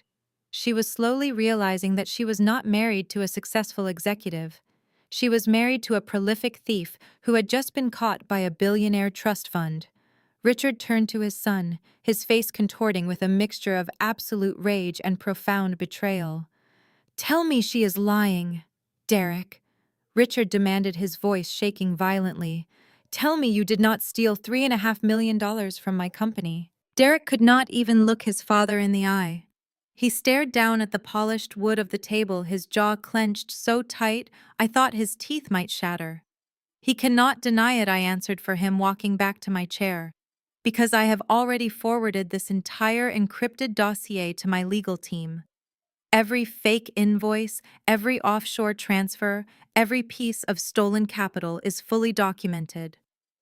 I looked at Mr. Gallagher, who nodded in agreement. As the primary lien holder of Crestview Real Estate, I continued addressing the entire room. I am legally obligated to protect my financial interests from gross criminal mismanagement. I am officially pressing federal wire fraud and embezzlement charges against Derek. The authorities will be thoroughly reviewing these files. You called me a mistake at my birthday dinner, Derek. But I am the one who just handed you a guaranteed 10-year federal prison sentence today. The silence in the boardroom was absolute. For a long, agonizing moment, the only sound was Derek taking short, shallow breaths. He stared at the projection screen like a man watching the ground crumble beneath his expensive shoes. The reality of a 10-year federal prison sentence hung heavily in the sterile air. But the person who reacted first was not Derek or Richard. It was Jasmine. She slowly stood up from her heavy leather chair. Her designer handbag slipped from her shoulder and crashed onto the floor, but she did not look down. She stared at Derek with an expression of pure horror. "You lied to me," Jasmine whispered, her voice shaking so badly it barely registered. "You told me you were earning those bonuses. You told me your father approved everything." "Jasmine, please," Derek croaked, reaching a trembling hand out toward his wife. "Let us just calm down and talk to the lawyers. We can figure this out." "Figure this out!" Jasmine shrieked, her voice echoing off the glass walls. Her perfectly curated influencer persona completely evaporated, leaving behind a furious, terrified woman. "Figure what out, Derek? You stole $3.5 million. You are not a wealthy executive. You are a common thief. You bought me a watch with stolen payroll money. What will this do to my brand? My entire life is on the internet. My followers will tear me apart."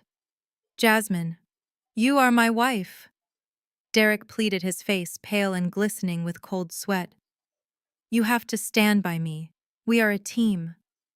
"A team." Jasmine laughed, a harsh, bitter sound that made Cynthia flinch in her seat. "I married a vice president of a real estate firm. I did not marry a federal inmate. I am not going down with you. I am not losing my youth visiting you behind glass in a maximum security prison."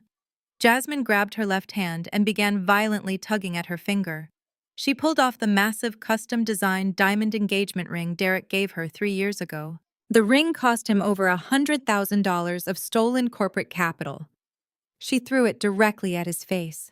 The heavy diamond struck him right on the cheekbone and clattered loudly onto the polished mahogany table before rolling onto the carpet. "I want a divorce!" Jasmine screamed at him, pointing a manicured finger directly at his face. "And I want my own legal counsel." She turned frantically toward Mr. Gallagher, her eyes wide with desperation. "I had absolutely no idea he was doing this. I thought the money was legitimate. You cannot hold me responsible for his crimes. I demand a lawyer right now." Mr. Gallagher did not flinch. He adjusted his glasses and looked at her with mild distaste. "I am the lead executor for the Harrington Trust, madam," he replied smoothly. "I am not a public defender. I suggest you retain your own criminal defense attorney immediately. Given the extent of the assets you have acquired with embezzled funds, the federal authorities will certainly be freezing your personal bank accounts by tomorrow morning." Jasmine gasped, taking a step back as if she had been physically struck. Her eyes darted wildly around the room until they finally landed on me. The vicious cruelty she displayed just hours ago on Instagram vanished completely. She smoothed down her oversized gray sweatshirt and forced a pathetic, trembling smile onto her face. "Audrey, please," Jasmine begged, stepping toward my end of the table. Her voice was suddenly soft and sweet, dripping with a sickeningly fake warmth. "You know how manipulative Derek can be. He lied to me just like he lied to you. We are sisters, Audrey. We always have been. You know I never actually meant those things I said on the internet. I was just stressed and confused. Please do not let them take my house. Please do not let them take my things. We can work this out together. I can help you testify against him. I looked at the woman who had spent 5 years mocking my clothes, mocking my salary, and making my life a nightmare. I looked at the woman who had just publicly branded me a toxic monster to 50,000 strangers this very morning. She was standing there with her hand outstretched, expecting my newly acquired billionaire status to somehow act as a shield for her own incredible greed. She actually expected the scapegoat to somehow save her. I picked up my laser pointer and calmly turned off the projector. The massive screen rolled quietly back into the ceiling. I looked directly into Jasmine's wide, panicked eyes. "We are absolutely not sisters," I replied coldly. "And you are currently trespassing on my private property. Security will escort you out immediately." The two security guards stepped forward from the heavy wooden doors. They flanked Jasmine on either side. One guard firmly grasped her upper arm, while the other picked up her handbag from the carpet. Jasmine thrashed against their grip, her sneakers slipping on the polished marble floor as she was dragged backward. She screamed my name. She screamed for Derek. She even screamed at Mr. Gallagher to stop them. Nobody moved a single muscle to help her. Derek remained frozen in his chair, completely numb to his wife being removed from the premises. The heavy doors clicked shut behind her, cutting off her frantic shrieks. The boardroom was suddenly plunged back into a suffocating silence. Only 3 members of my family remained. Derek was staring blankly at the wall, a hollow shell of the vice president who had mocked my birthday. But Cynthia was vibrating with raw panic. She looked at the empty space where her daughter-in-law had just been standing, then looked at me. The reality of her impending poverty finally broke her completely. Cynthia let out a sharp sob and threw herself out of her chair. She stumbled across the room and dropped heavily to her knees right beside my chair. Her hands reached out, clawing at the fabric of my skirt. "Audrey, my girl, please." Cynthia wailed, her voice thick with terror. "You cannot let them take our home. You cannot put your father and your brother on the street. We are your family. I am your mother. I brought you into this world. I protected you. You have a good heart. You are not a cruel person. Please, you have to show us mercy." I looked down at the woman weeping at my feet. "You did not protect me, Cynthia," I said, making sure my voice carried clearly to where Richard was sitting. "You sold me." Cynthia shook her head frantically, tears streaming down her carefully made-up face. "No, you do not understand," she pleaded, her desperation overriding any remaining sense of self-preservation. "I did it for us. I took the $2 million from Vincent so we could have a good life. I had to sign those non-disclosure agreements to get the money. Vincent forced me to keep you a secret from him, but I used every single penny of that hush money to build the life we have now. I bought this family everything. I made Richard who he is. I did it all for you." The temperature in the room seemed to drop 10 degrees in a single second. Behind Cynthia, a heavy scraping sound echoed across the floor. Richard slowly stood up from his chair. His face was a mask of absolute horror and complete devastation. He stared down at his wife, his chest heaving as he struggled to process the monumental betrayal that had just spilled from her own mouth. "What did you just say?" Richard whispered, his booming voice reduced to a fragile, trembling rasp. "What $2 million, Cynthia?" Cynthia froze. She slowly turned her head and looked up at her husband, suddenly realizing exactly what she had just confessed in front of him. Her mouth opened and closed silently like a fish gasping for air. Richard stepped closer, his hands balled into tight fists at his sides. He looked like a man who had just discovered his entire existence was an intricate illusion. "You told me the seed money for Crestview real estate came from a private inheritance from your late grandmother," Richard hissed, stepping over to her. "You told me Audrey was the product of a brief fling with a college boyfriend. You mean to tell me that my entire company, my entire legacy was built on hush money from Vincent Harrington? You made me raise another man child, a billionaire child, and you kept the money a secret." Cynthia scrambled backward away from him, her heels slipping on the carpet. "Richard, please," she cried, raising her hands to protect her face. "I had to do it. You were completely broke. You had terrible credit. You were a failing leasing agent who could not even afford rent. I made you a CEO. I gave you an empire. You would be absolutely nothing without my money." The truth finally stripped away Richard's ego. He lunged forward, his face contorting with blinding rage. He screamed at her, calling her a manipulative parasite. Cynthia screamed back, calling him a pathetic, ungrateful failure who only succeeded because she bought his career. They viciously tore each other apart right there on the boardroom floor, trading 34 years of toxic lies and buried resentments. Mr. Gallagher watched the mutual destruction with quiet satisfaction. I simply sat in my chair, watching the empire of lies burn to ashes. The screaming match between Richard and Cynthia echoed violently off the thick glass windows of the boardroom. They hurled insults and bitter accusations, completely forgetting where they were and who was watching them. Richard's veins bulged against his neck as he called her a lying parasite. Cynthia shrieked back, her perfectly manicured nails digging into the carpet, cursing his financial incompetence. It was a pathetic, ugly display of two people who had built their entire identities on a mountain of stolen money and deceit. I watched them tear each other apart for exactly 2 minutes. Then I decided I had seen enough. Enough, I said. I did not shout. I did not need to. My voice, calm and completely devoid of emotions, sliced straight through their hysterical screaming. Richard snapped his mouth shut, his chest heaving violently. Cynthia clamped her hands over her face, sobbing into her palms. They both looked up at me from the floor, thoroughly broken and entirely defeated. They finally understood the absolute power dynamic in the room. Mr. Gallagher stepped forward from his position near the wall. He walked to the center of the mahogany table, holding an elegant black leather portfolio. He opened it carefully and extracted 3 thick legal documents, laying them out in a neat row directly in front of my chair. He handed me a heavy gold fountain pen.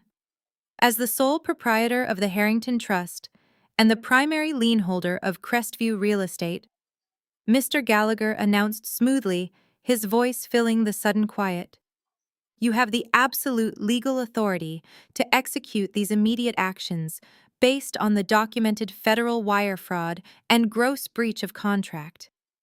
I took the heavy gold pen from his hand. The metal felt cool and solid against my fingers. I looked down at the first document. It was a formal termination notice drafted with lethal corporate precision. "This first document," I stated clearly, looking directly at my brother, who was still slumped in his leather chair, "is the immediate and unconditional termination of Derek Lawson from his position as vice president. Because you committed felony embezzlement, you are being fired for gross misconduct. You will receive no severance, no benefits, and your corporate shares are hereby seized to partially offset the stolen funds." Derek flinched, as if I had physically struck him, but he said absolutely nothing. I signed my name on the bottom line with a swift, definitive stroke. I moved my pen to the second document. The bold heading outlined a demand for immediate loan repayment. "This is the formal execution of the default clause on your $15 million commercial loan," I explained, shifting my gaze down to Richard. "You have exactly 24 hours to produce the total sum in liquid cash.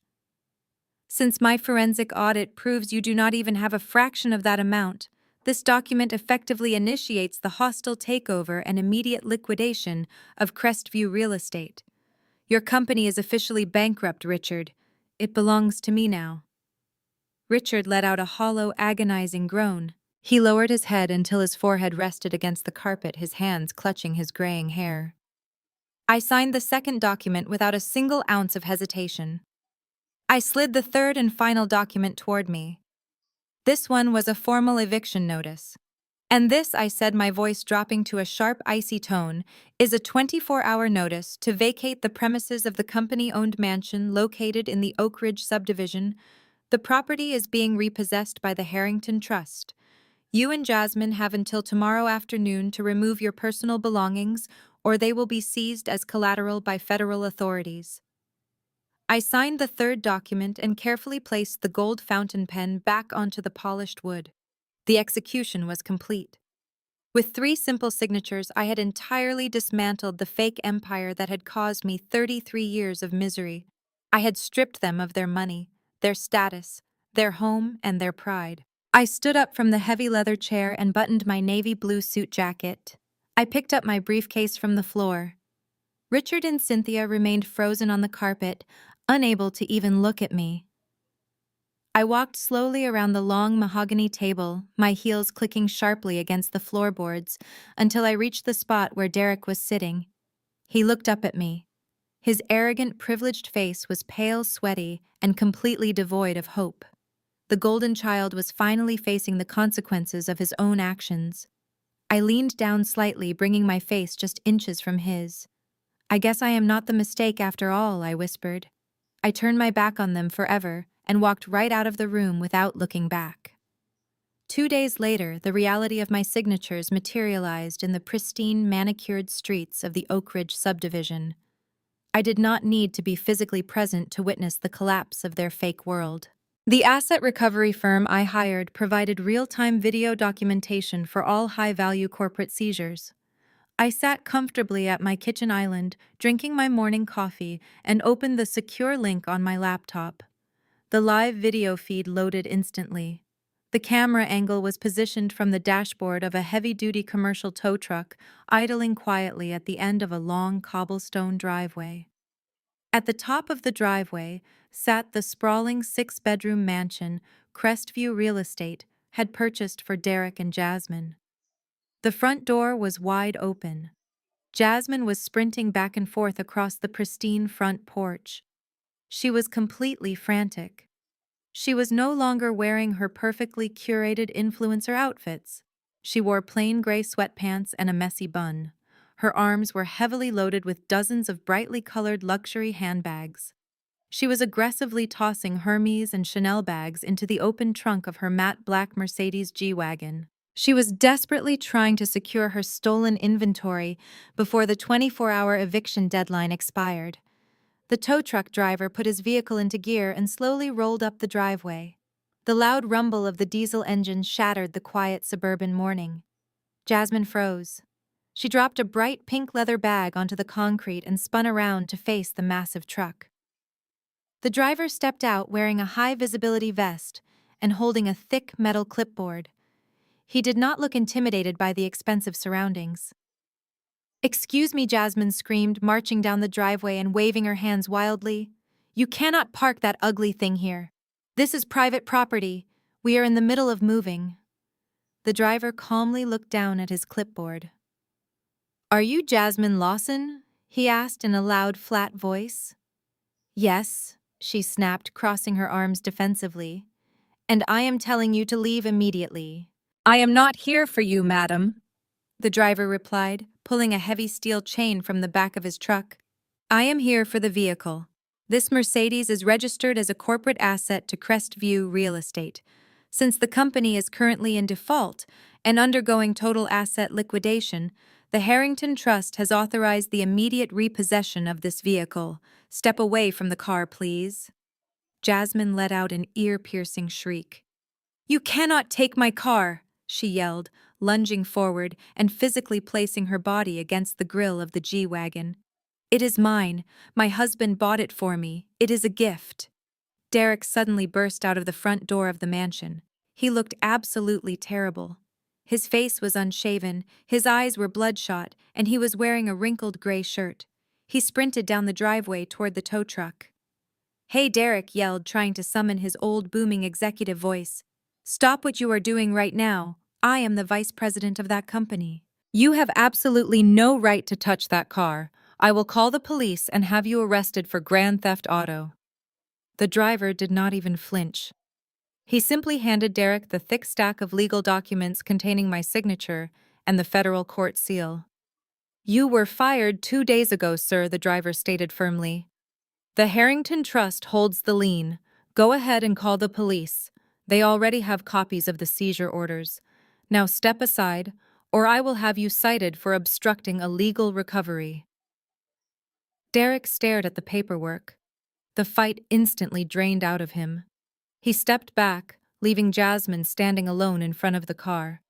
The driver quickly hooked the heavy steel chains to the front axle of the Mercedes. The commotion had attracted an audience. Several wealthy neighbors had stepped out of their custom-built homes. Women in expensive jogging gear and men walking purebred dogs stopped on the sidewalk to watch the spectacle. The Oak Ridge subdivision thrived on gossip and appearances. Derek and Jasmine were the ultimate prize. Jasmine realized she was being watched. Instead of retreating inside, she completely lost her mind.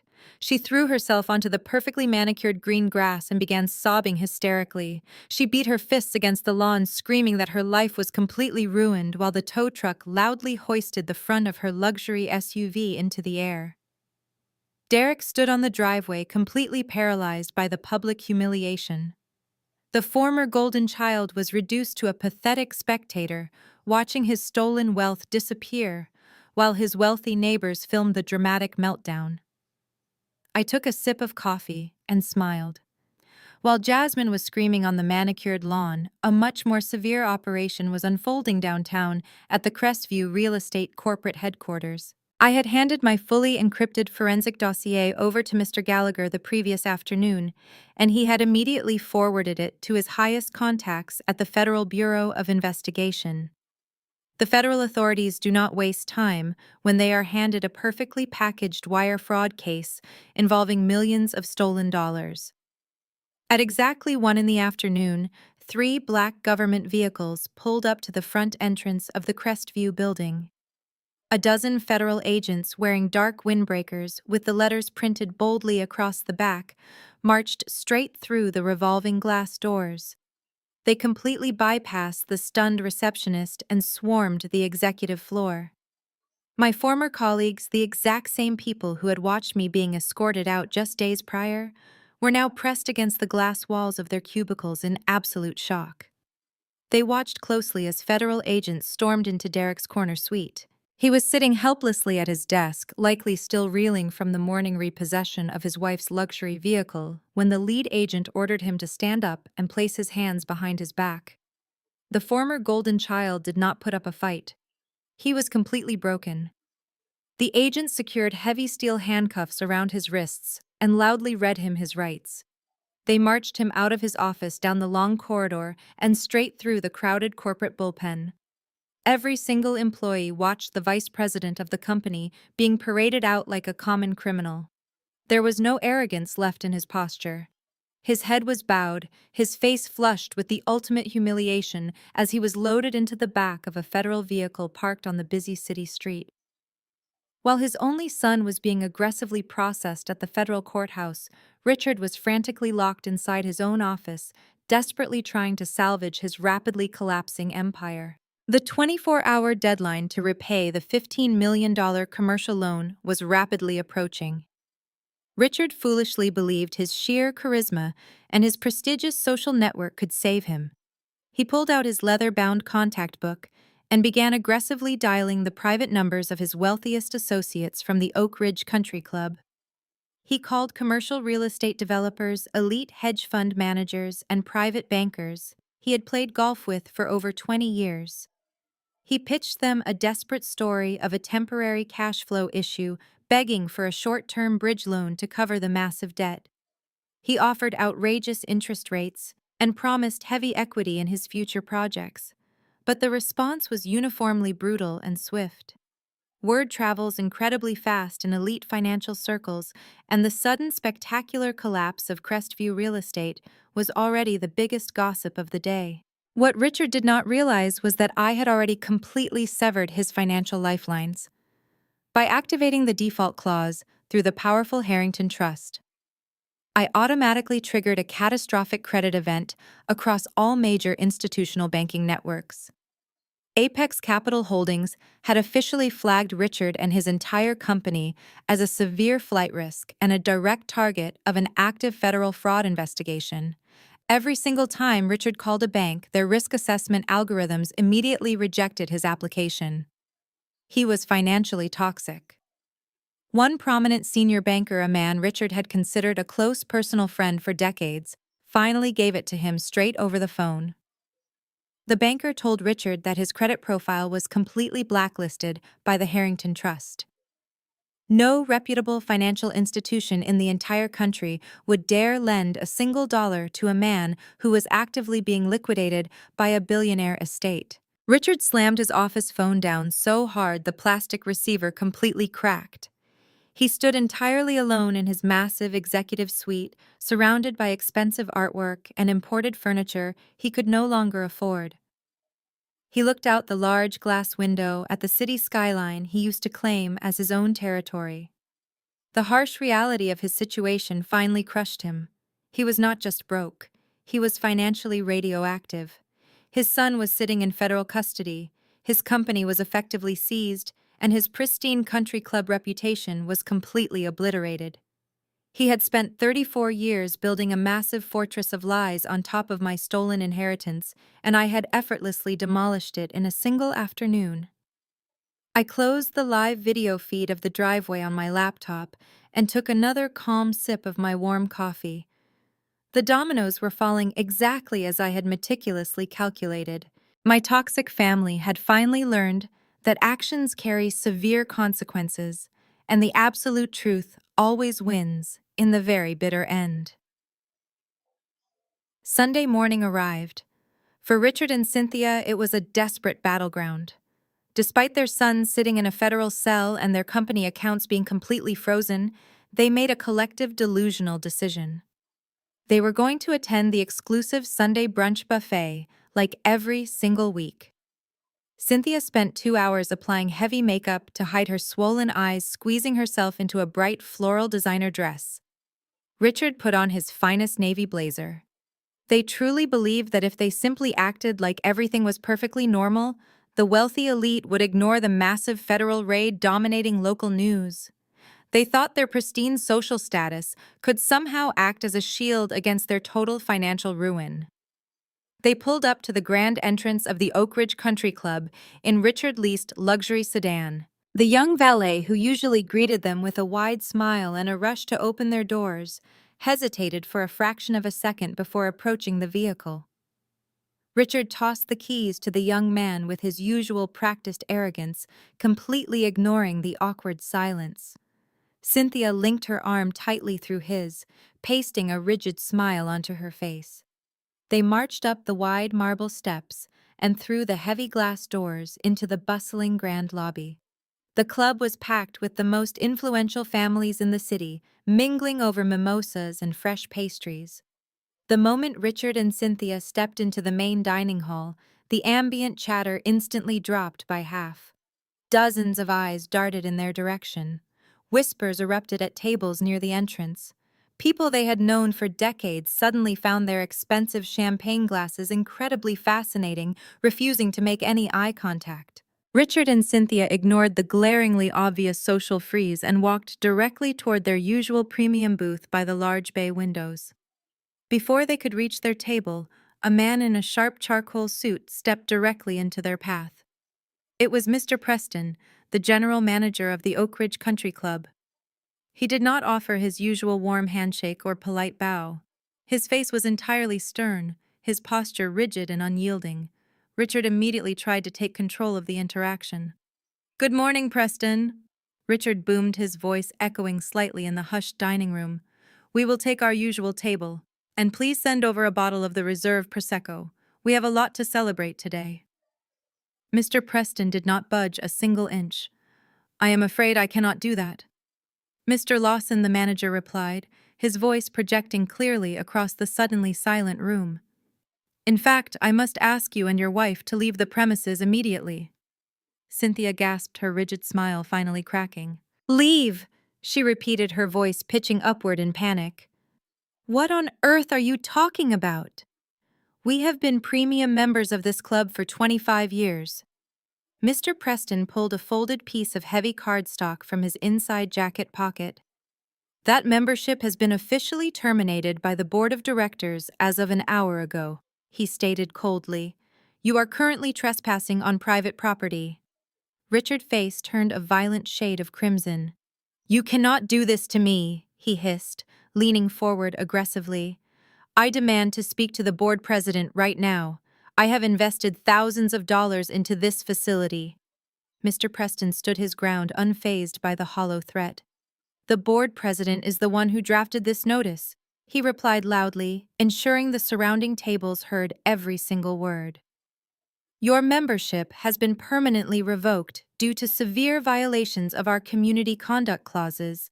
Specifically, your account is significantly delinquent on unpaid club dues. Furthermore, the Oak Ridge Country Club maintains a strict zero-tolerance policy regarding criminal association and felony financial fraud.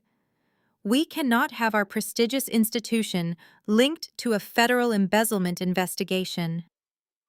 The words hit Richard like a physical blow. The entire dining room was watching them. The wealthy neighbors who had attended my disastrous birthday dinner were now staring at my parents with pure, unadulterated disgust. There was no pity in their eyes, only the harsh judgment of a social circle that violently expelled anyone who threatened their pristine image. Cynthia began to tremble uncontrollably, her hands clutching her designer purse as if it were a life preserver. Two large security guards in dark suits silently materialized behind Mr. Preston, their presence a clear indication that this was not a negotiation. "Please hand over your club access cards and follow security to the exit," Mr. Preston ordered. "Do not make us involve local law enforcement." With shaking hands, Richard pulled out the two platinum access cards and dropped them onto a nearby table. Defeated, humiliated, and completely stripped, they turned around. They walked out now, totally destroyed forever. 2 weeks passed since my parents were publicly exiled. The dust was settling over the wreckage of their former lives. I was restructuring the Harrington Trust portfolio. Despite my sudden wealth, I kept my routine normal. I did not buy a flashy sports car. Instead, I purchased a quiet, understated dark gray luxury sedan. It had bulletproof glass and top-tier security features, but looked like a standard vehicle. I appreciated the anonymity it provided.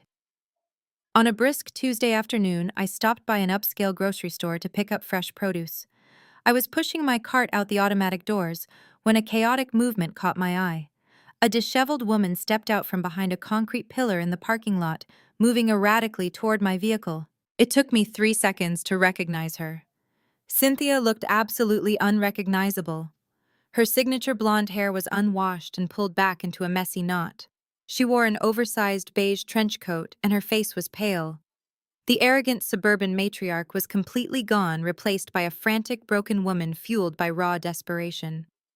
She had clearly been tracking my movements. As I reached my car and unlocked the trunk, Cynthia broke into a frantic sprint. "Audrey," she screamed, her voice cracking violently. "You look at me right now." I calmly placed my bags into the trunk and pressed the automatic close button. I turned around and leaned against the rear bumper, crossing my arms. I did not flinch. "You are an absolute monster," Cynthia shrieked, stopping just a few feet away. She pointed a shaking finger at my face. Her eyes were wide and bloodshot, filled with hatred. "Do you have any idea what you have done? Your brother is in a federal holding cell. Jasmine completely abandoned him. Richard had a minor heart episode because the bank foreclosed on our property. We have absolutely nothing left. We are living in a cheap motel." Cynthia paused, gasping for air. She expected me to crumble. She expected the desperate scapegoat who always fixed everyone else's mistakes to suddenly offer her a lifeline. I looked at her with absolute indifference. "I warned you to leave me alone," I said, my voice completely flat. "You built a life on stolen money, Cynthia. The consequences are your own. Now step away from my car." My cold response pushed her over the edge.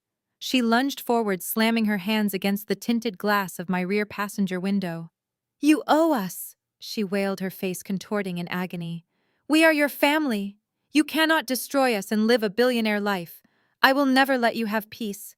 I will follow you everywhere. I will make sure the world knows what a treacherous daughter you are." I calmly walked past her, opened the door, and slid into the plush leather seat. I started the engine.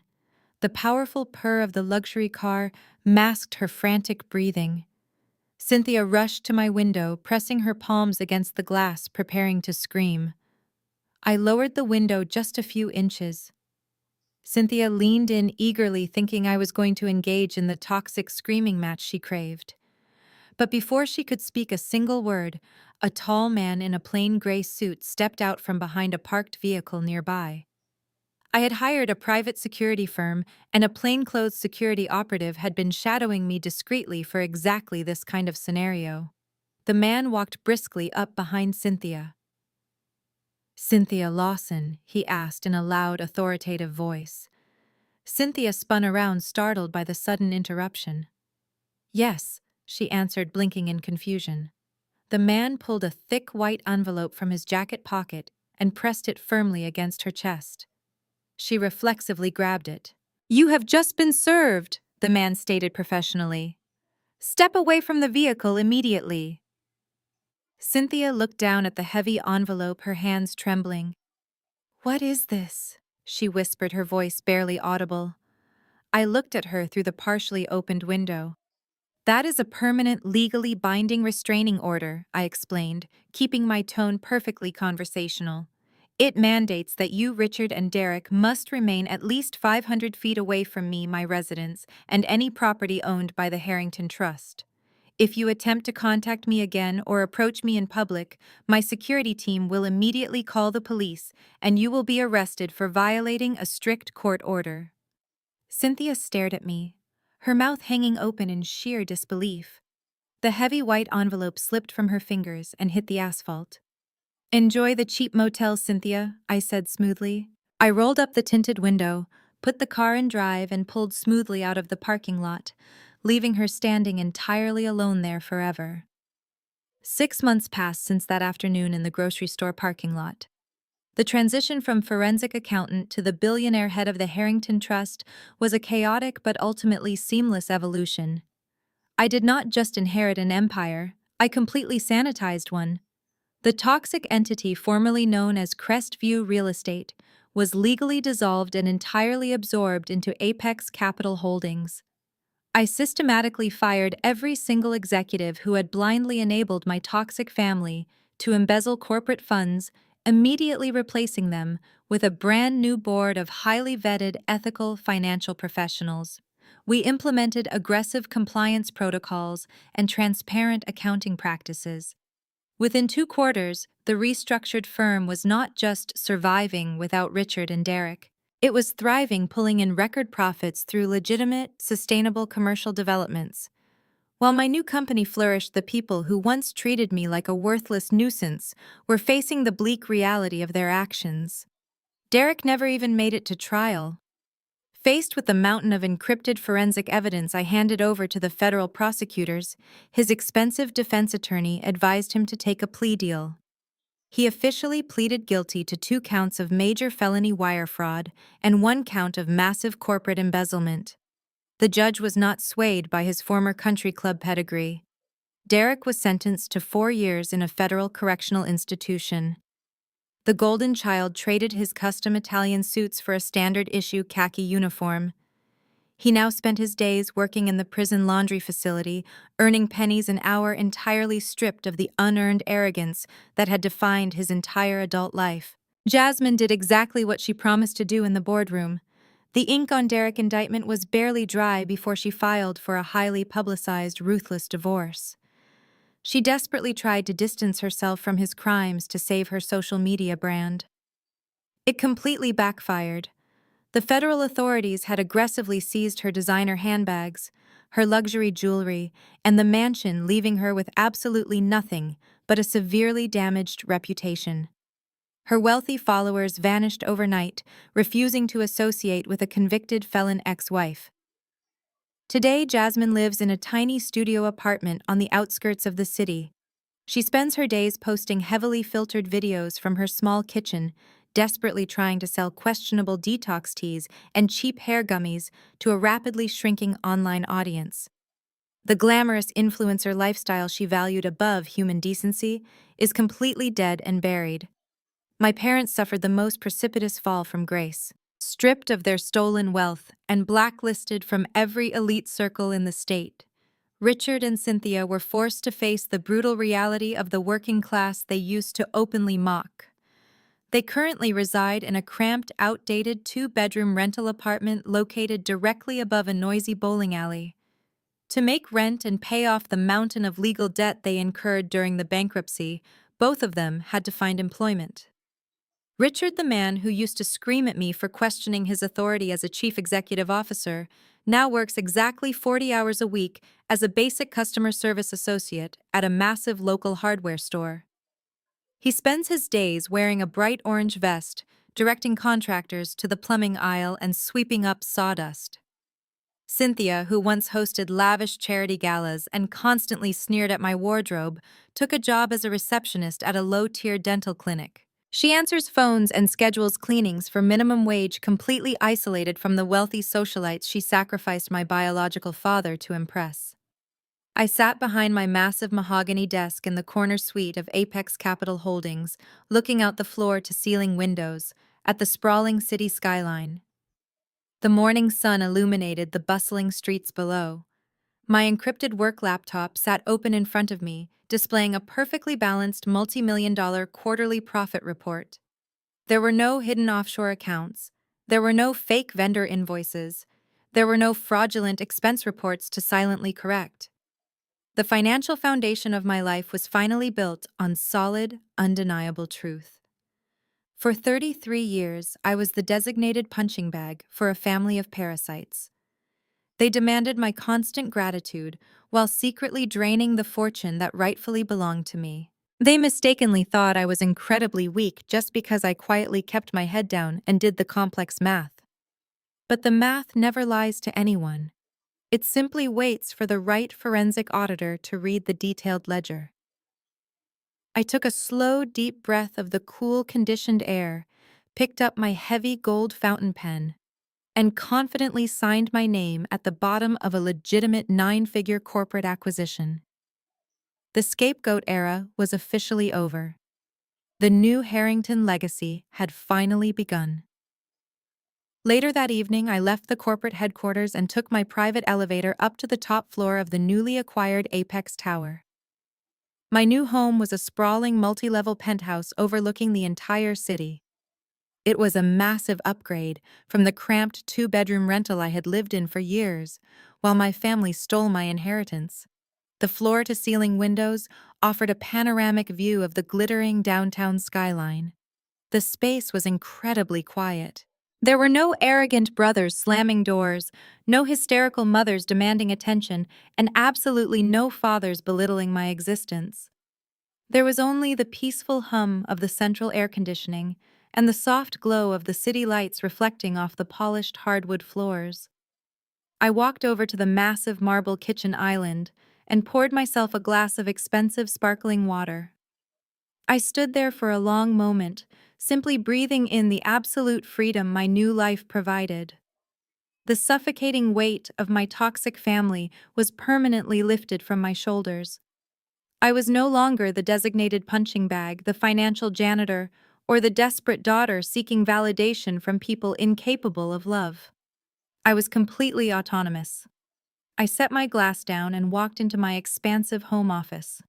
The room was decorated in minimalist tones of charcoal and ivory, designed specifically for focus and clarity. Resting in the exact center of my sleek glass desk was a thick stack of legal documents printed on heavy premium paper. These were not corporate acquisition contracts or commercial real estate ledgers. These papers represented the true purpose of my newly acquired wealth. I sat down in my ergonomic leather chair and opened the top folder. The bold heading at the top of the first page read, "The Harrington Foundation." Over the past 6 months, while I was aggressively restructuring the corporate side of my empire, I had also been quietly working with Mr. Gallagher to establish a massive philanthropic organization. The mission statement was simple but incredibly powerful. The foundation was specifically designed and heavily funded to provide immediate, comprehensive legal and financial assistance to women who were actively escaping toxic, abusive family dynamics. I knew exactly how financial manipulation was used as a weapon to keep victims trapped. My mother had literally sold me for $2 million, and Richard had used that exact same money to control every single aspect of my life. Toxic families thrive on creating financial dependency. They use money to enforce compliance, demand loyalty, and punish anyone who dares to speak the truth or step out of line. I wanted to give other women the exact same weapon Vincent Harrington had secretly given me. The foundation would fully fund expert forensic accountants to track hidden family assets. It would pay for aggressive corporate lawyers to fight bogus defamation lawsuits and break illegal non-disclosure agreements. Most importantly, it would provide emergency housing and immediate cash grants so these women could walk away from their abusers without ever looking back. I wanted to completely dismantle the financial cages that toxic families use to imprison their targeted scapegoats. I picked up my heavy gold fountain pen, the exact same pen I had used to legally bankrupt Richard and Derek in the boardroom 6 months ago. The metal felt warm and familiar in my hand. I carefully signed my name on the final signature line of the incorporation documents, officially transferring $50 million of my personal inheritance directly into the foundation operating budget. The ink dried instantly on the thick paper. The Harrington Foundation was now a legally binding, fully funded reality. I leaned back in my chair and looked out the massive window at the city below. The transition was finally complete for me today. I had taken the worst parts of my past and weaponized them into a tool for absolute justice. I thought about Richard sweeping dirty sawdust in a local hardware store. I thought about Cynthia answering ringing phones for minimum wage. I thought about Derek folding cheap prison laundry inside his cell. They had spent 3 decades trying to convince me that I was fundamentally flawed, a worthless burden they gracefully tolerated every single day. They thought a DNA test would prove I was nothing. Instead, it proved I was everything they could never be. Family is not just about blood, it is respect. I slowly closed the folder and rested my hands on the glass desk. The legacy of Vincent Harrington was no longer a secret hidden in an offshore bank account. It was a beacon of hope for anyone fighting to reclaim their stolen life. Have you ever had a family member's toxic joke backfire on them spectacularly? Tell me your story in the comments. Don't forget to like and subscribe.